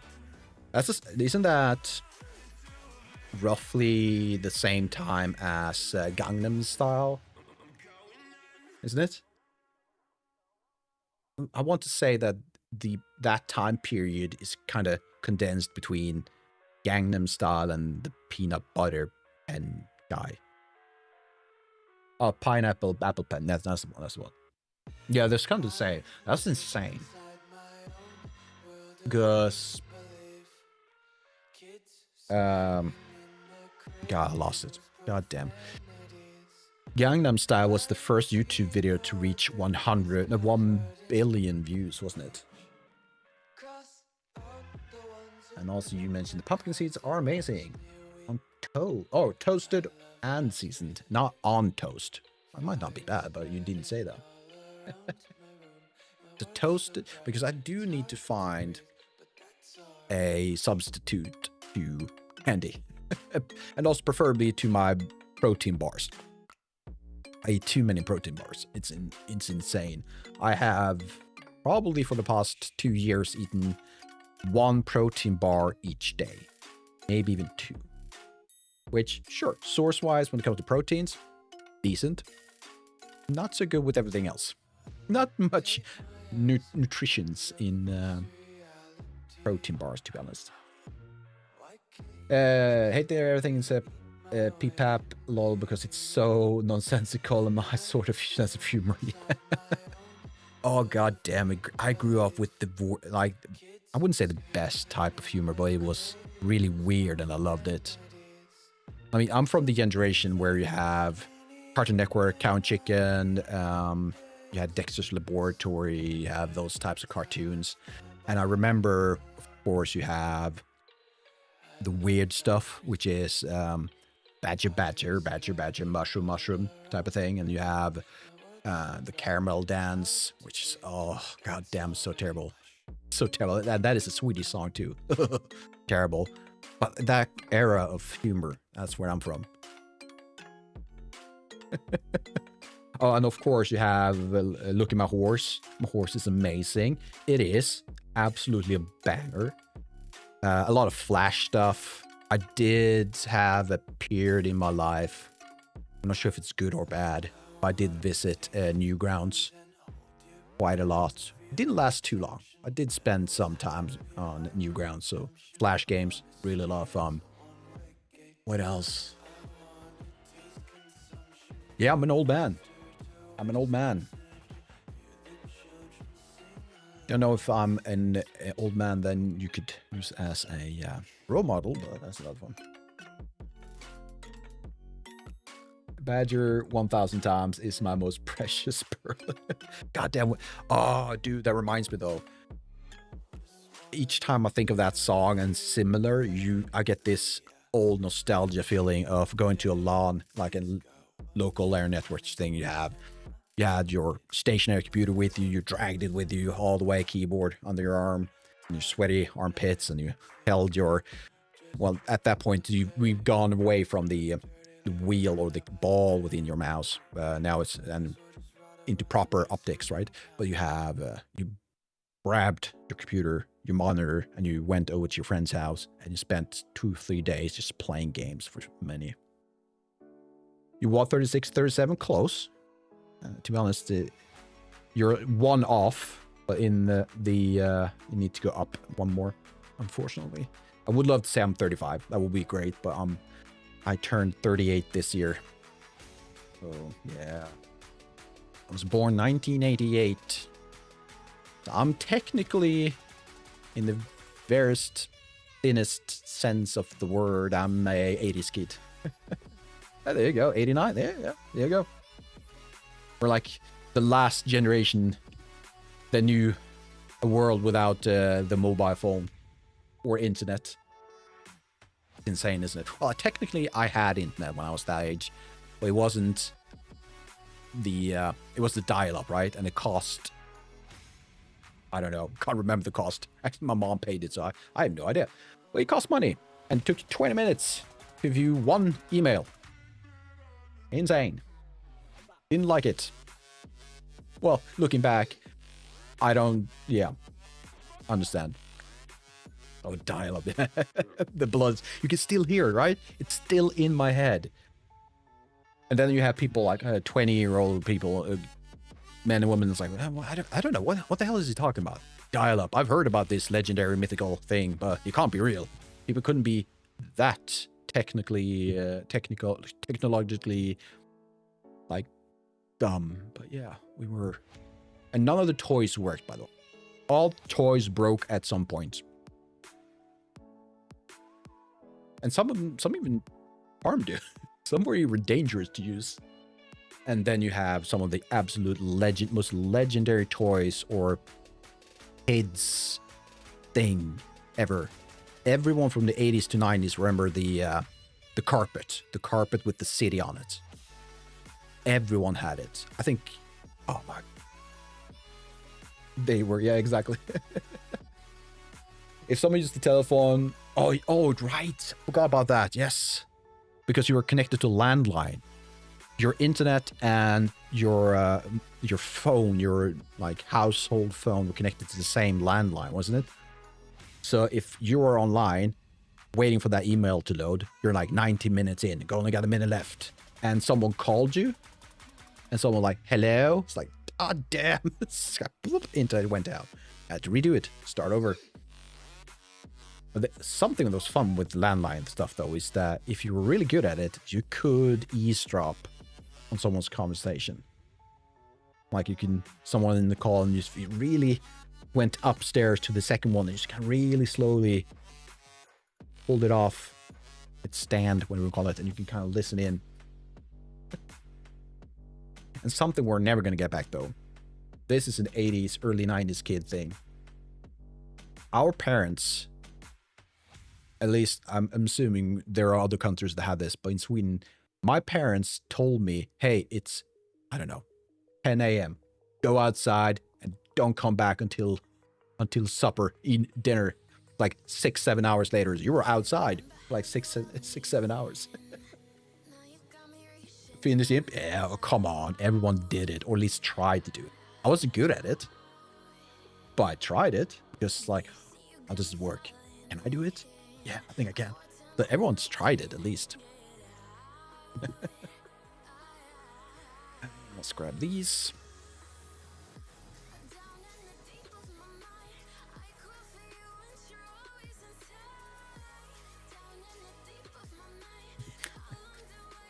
So yeah, different era in our lives. There we go, perfect. So now we don't have anything on the path, which, to be honest, we might want to scatter at least some rocks. But yeah, all these are up, like, fixes. At some point, we're gonna fix it. Playing outside with real physics in person, friends, it just doesn't exist anymore. It has changed a lot, yeah. Yes. I kind of like this, though. Ooh, almost want to keep this. Can I do that somehow? I don't want them to spawn inside of them, though. That's the thing. And I still need to use this part, so let's grab this guy. Should be after the soft rune. And 3 points.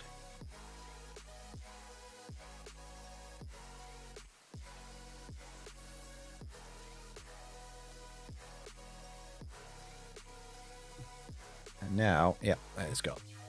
Which, ooh, perhaps might be an issue.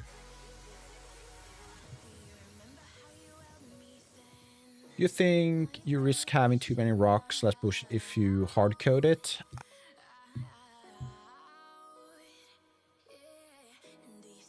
Yeah. I think there's a risk to it, but I think there's always a chance to kind of just say reduce the numbers a lot just by removing a variable. I could also, believe it or not, I could kind of use splines, and I'm thinking might be able to get away with painting a landscape material also, because I've been toying with that idea. So if I have a specific material painted on top of the terrain, that could tell people rocks and things like that not to spawn. So yeah, I think that you can get away with it. I think I can survive or get away with not having too many things. And also I do want people to feel like they need to stay on the path as much as possible. I don't discourage exploration, but I want to make sure it feels more reasonable to be on the road rather than going off-road, if that makes sense. So I do plan on having like side pieces, like rocks. Maybe they have to be manually placed. I don't know yet. That is a good point though, so I'm gonna have to think a bit more about that.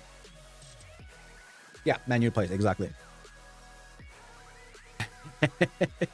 What?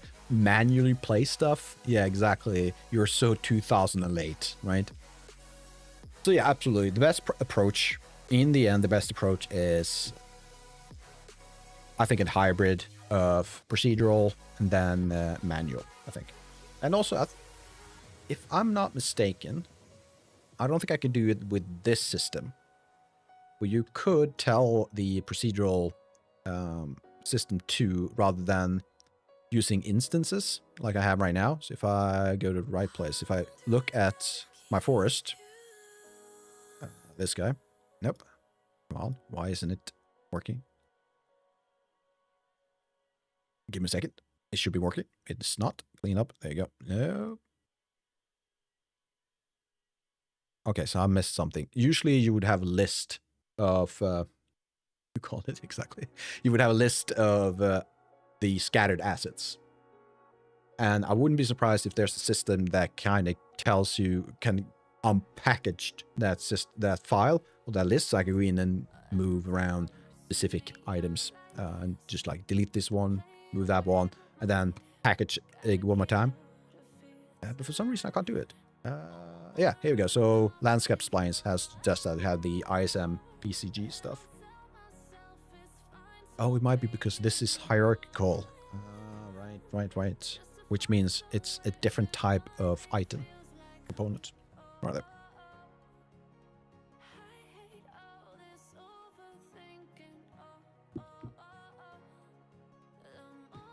So yeah.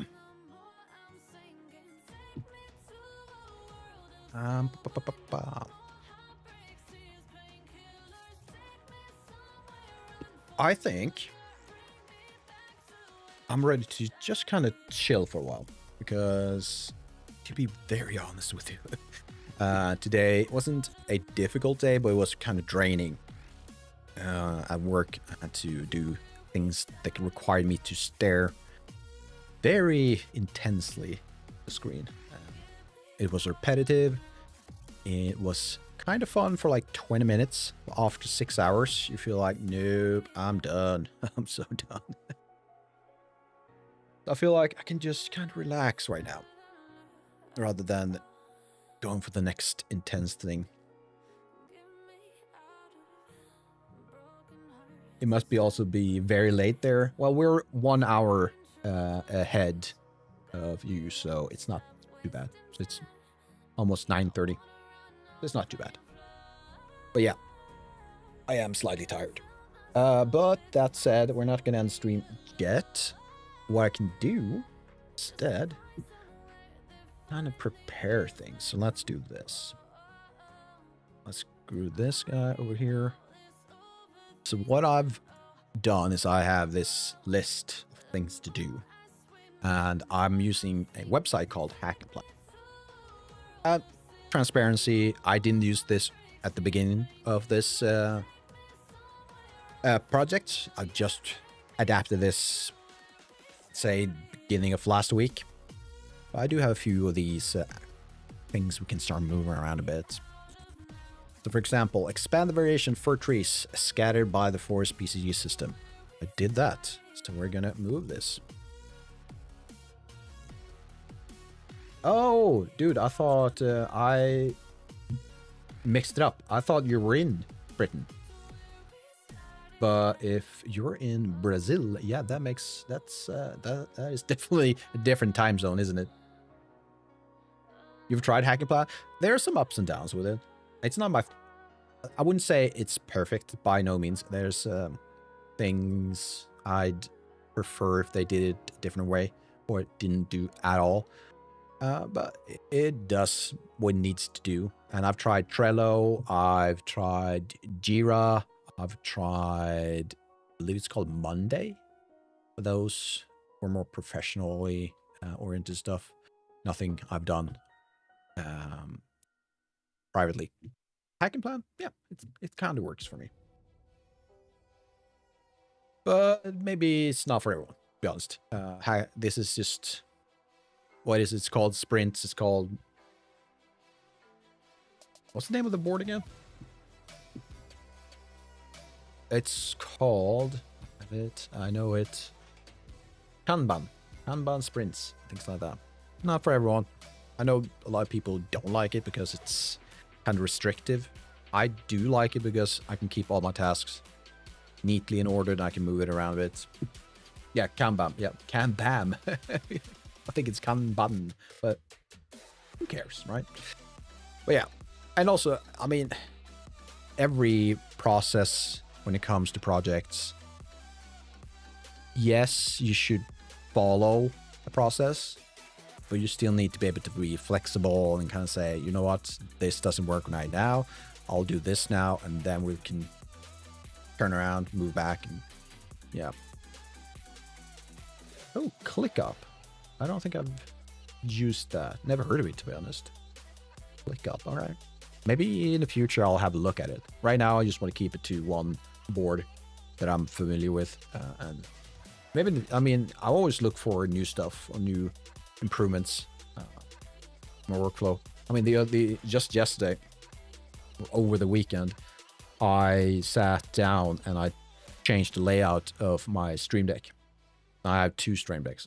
One is for sound, and mostly sound, to be honest, because that is one of the ones with the dials, so it really works well. But then I have a regular one, an XL, with, I think it's 38 buttons. So it allows me to quickly jump between various stuff. Works really well. But this, like 10 minutes before stream, I don't know why, but StreamBot didn't allow me to connect. I was panicking. I felt, no, not now. Not 5 minutes before I go live. Do not do this to me. It eventually turned out to just restart both the Stream Deck software and StreamBot, and it worked. But that was a new one. Never happened to me before. But one thing that the Stream Deck does, I don't know why, and I've tried forums, Reddit, I've tried even Ask AI. What it doesn't fix for me is the fact that it loses connection to StreamBot. I mean, I understand that if I have StreamBot on my dual PC, or not dual, streaming PC, sure, if it's turned off, you lose connection. But each time I launch, and I turn on the software, both tell me, hey, I don't know where your Stream Deck is, or I don't know where your StreamBot is. And I, please, why can't you remember the connections? It's kind of, it annoys me the hell out of me. Oh, codecs. Okay. Nice. What is this?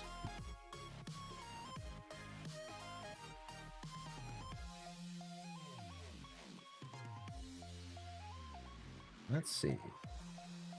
Ooh. That UI kind of feels... I get a little bit of a GitHub vibes. I know, maybe that's too much. I don't know. All right. That's pretty cool.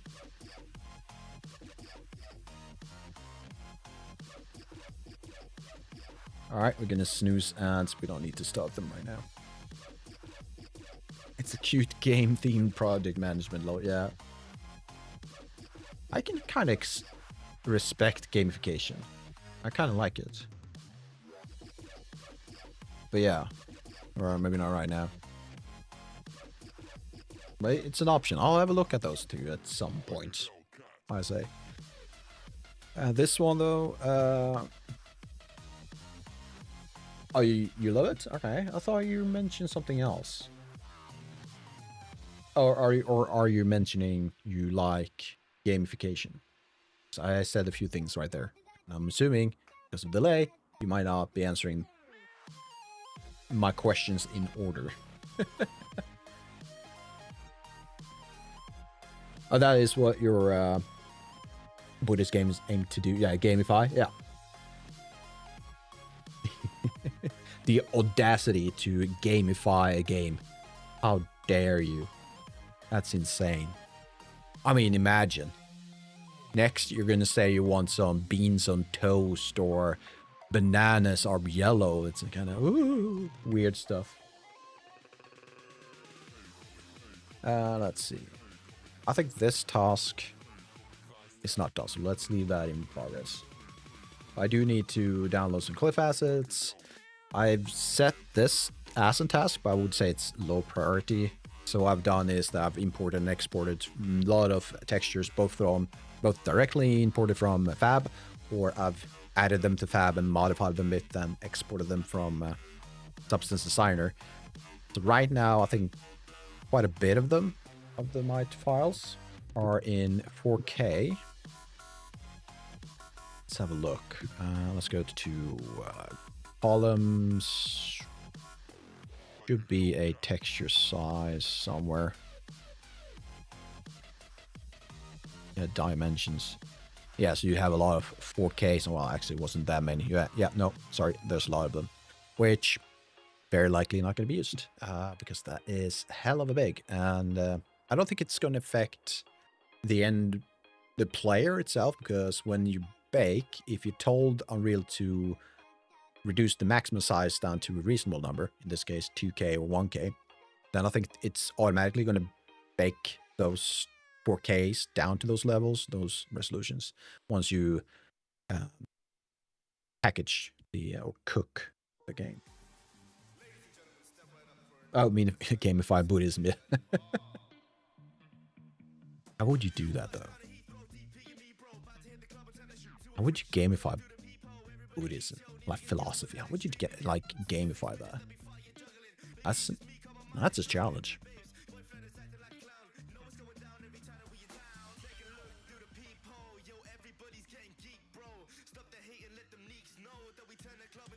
Right.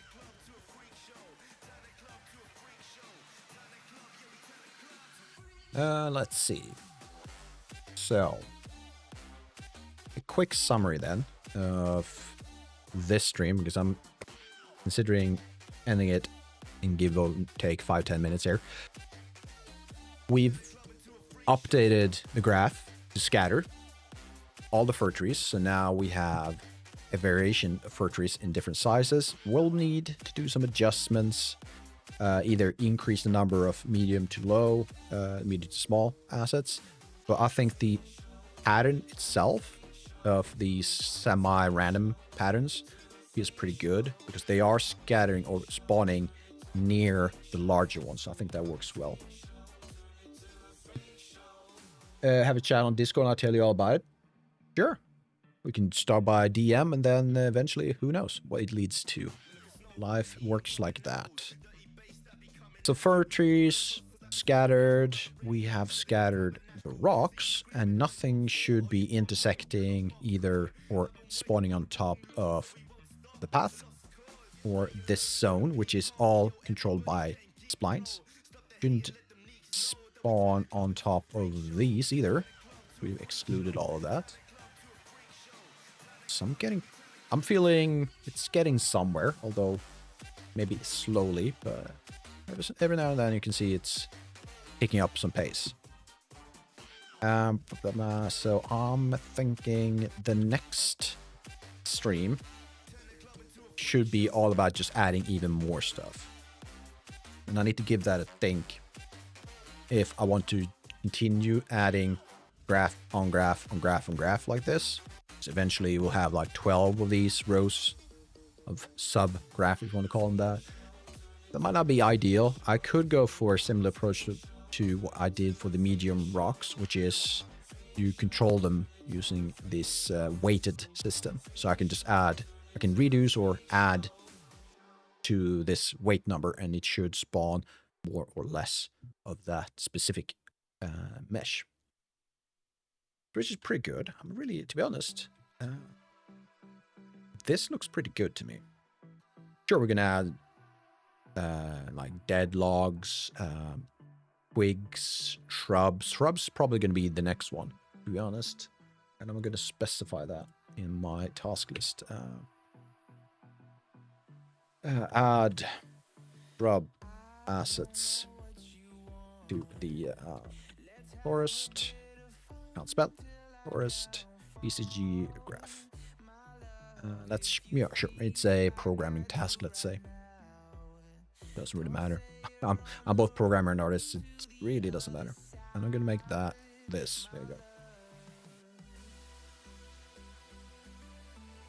So, what else? What else? I think that is more or less it. It is. So what I'm going to do now, let's have a look.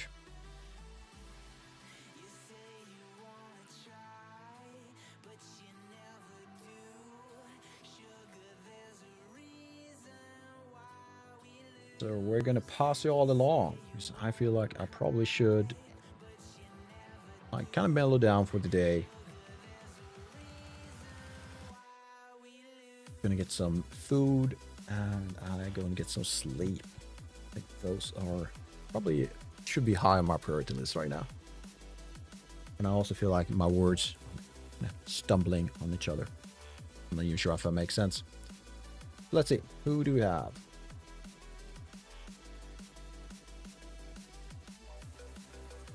Anything interesting?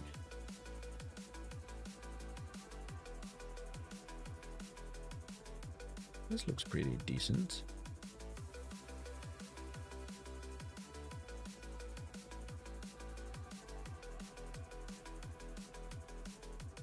Maybe not.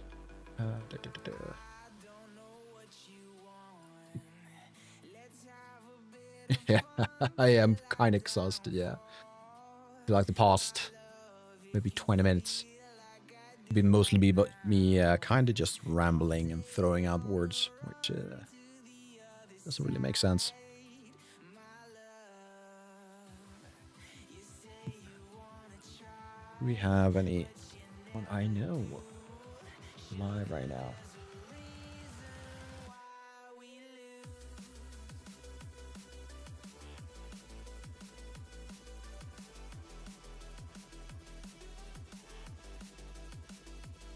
How about we go to Battlejacks?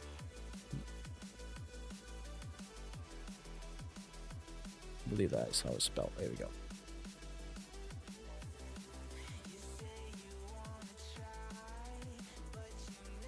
So yeah, there we go. Everyone, 1,000 thanks. I'm really grateful for all showing up. And this is something new to you. And you like what I do, please consider to give me a follow or go to YouTube. I do have a YouTube channel. Maybe subscribe. Either way, most thing I'm grateful is the fact that everyone showed up. That is the big thing. So I'm not going to get too sappy, too emotional. I'm just going to say I'm tired. I'm grateful again, and I hope to see you all on the next stream, which will be the Wednesday. So yeah, Thank you all. Good night, and I hope to see you all. Bye bye.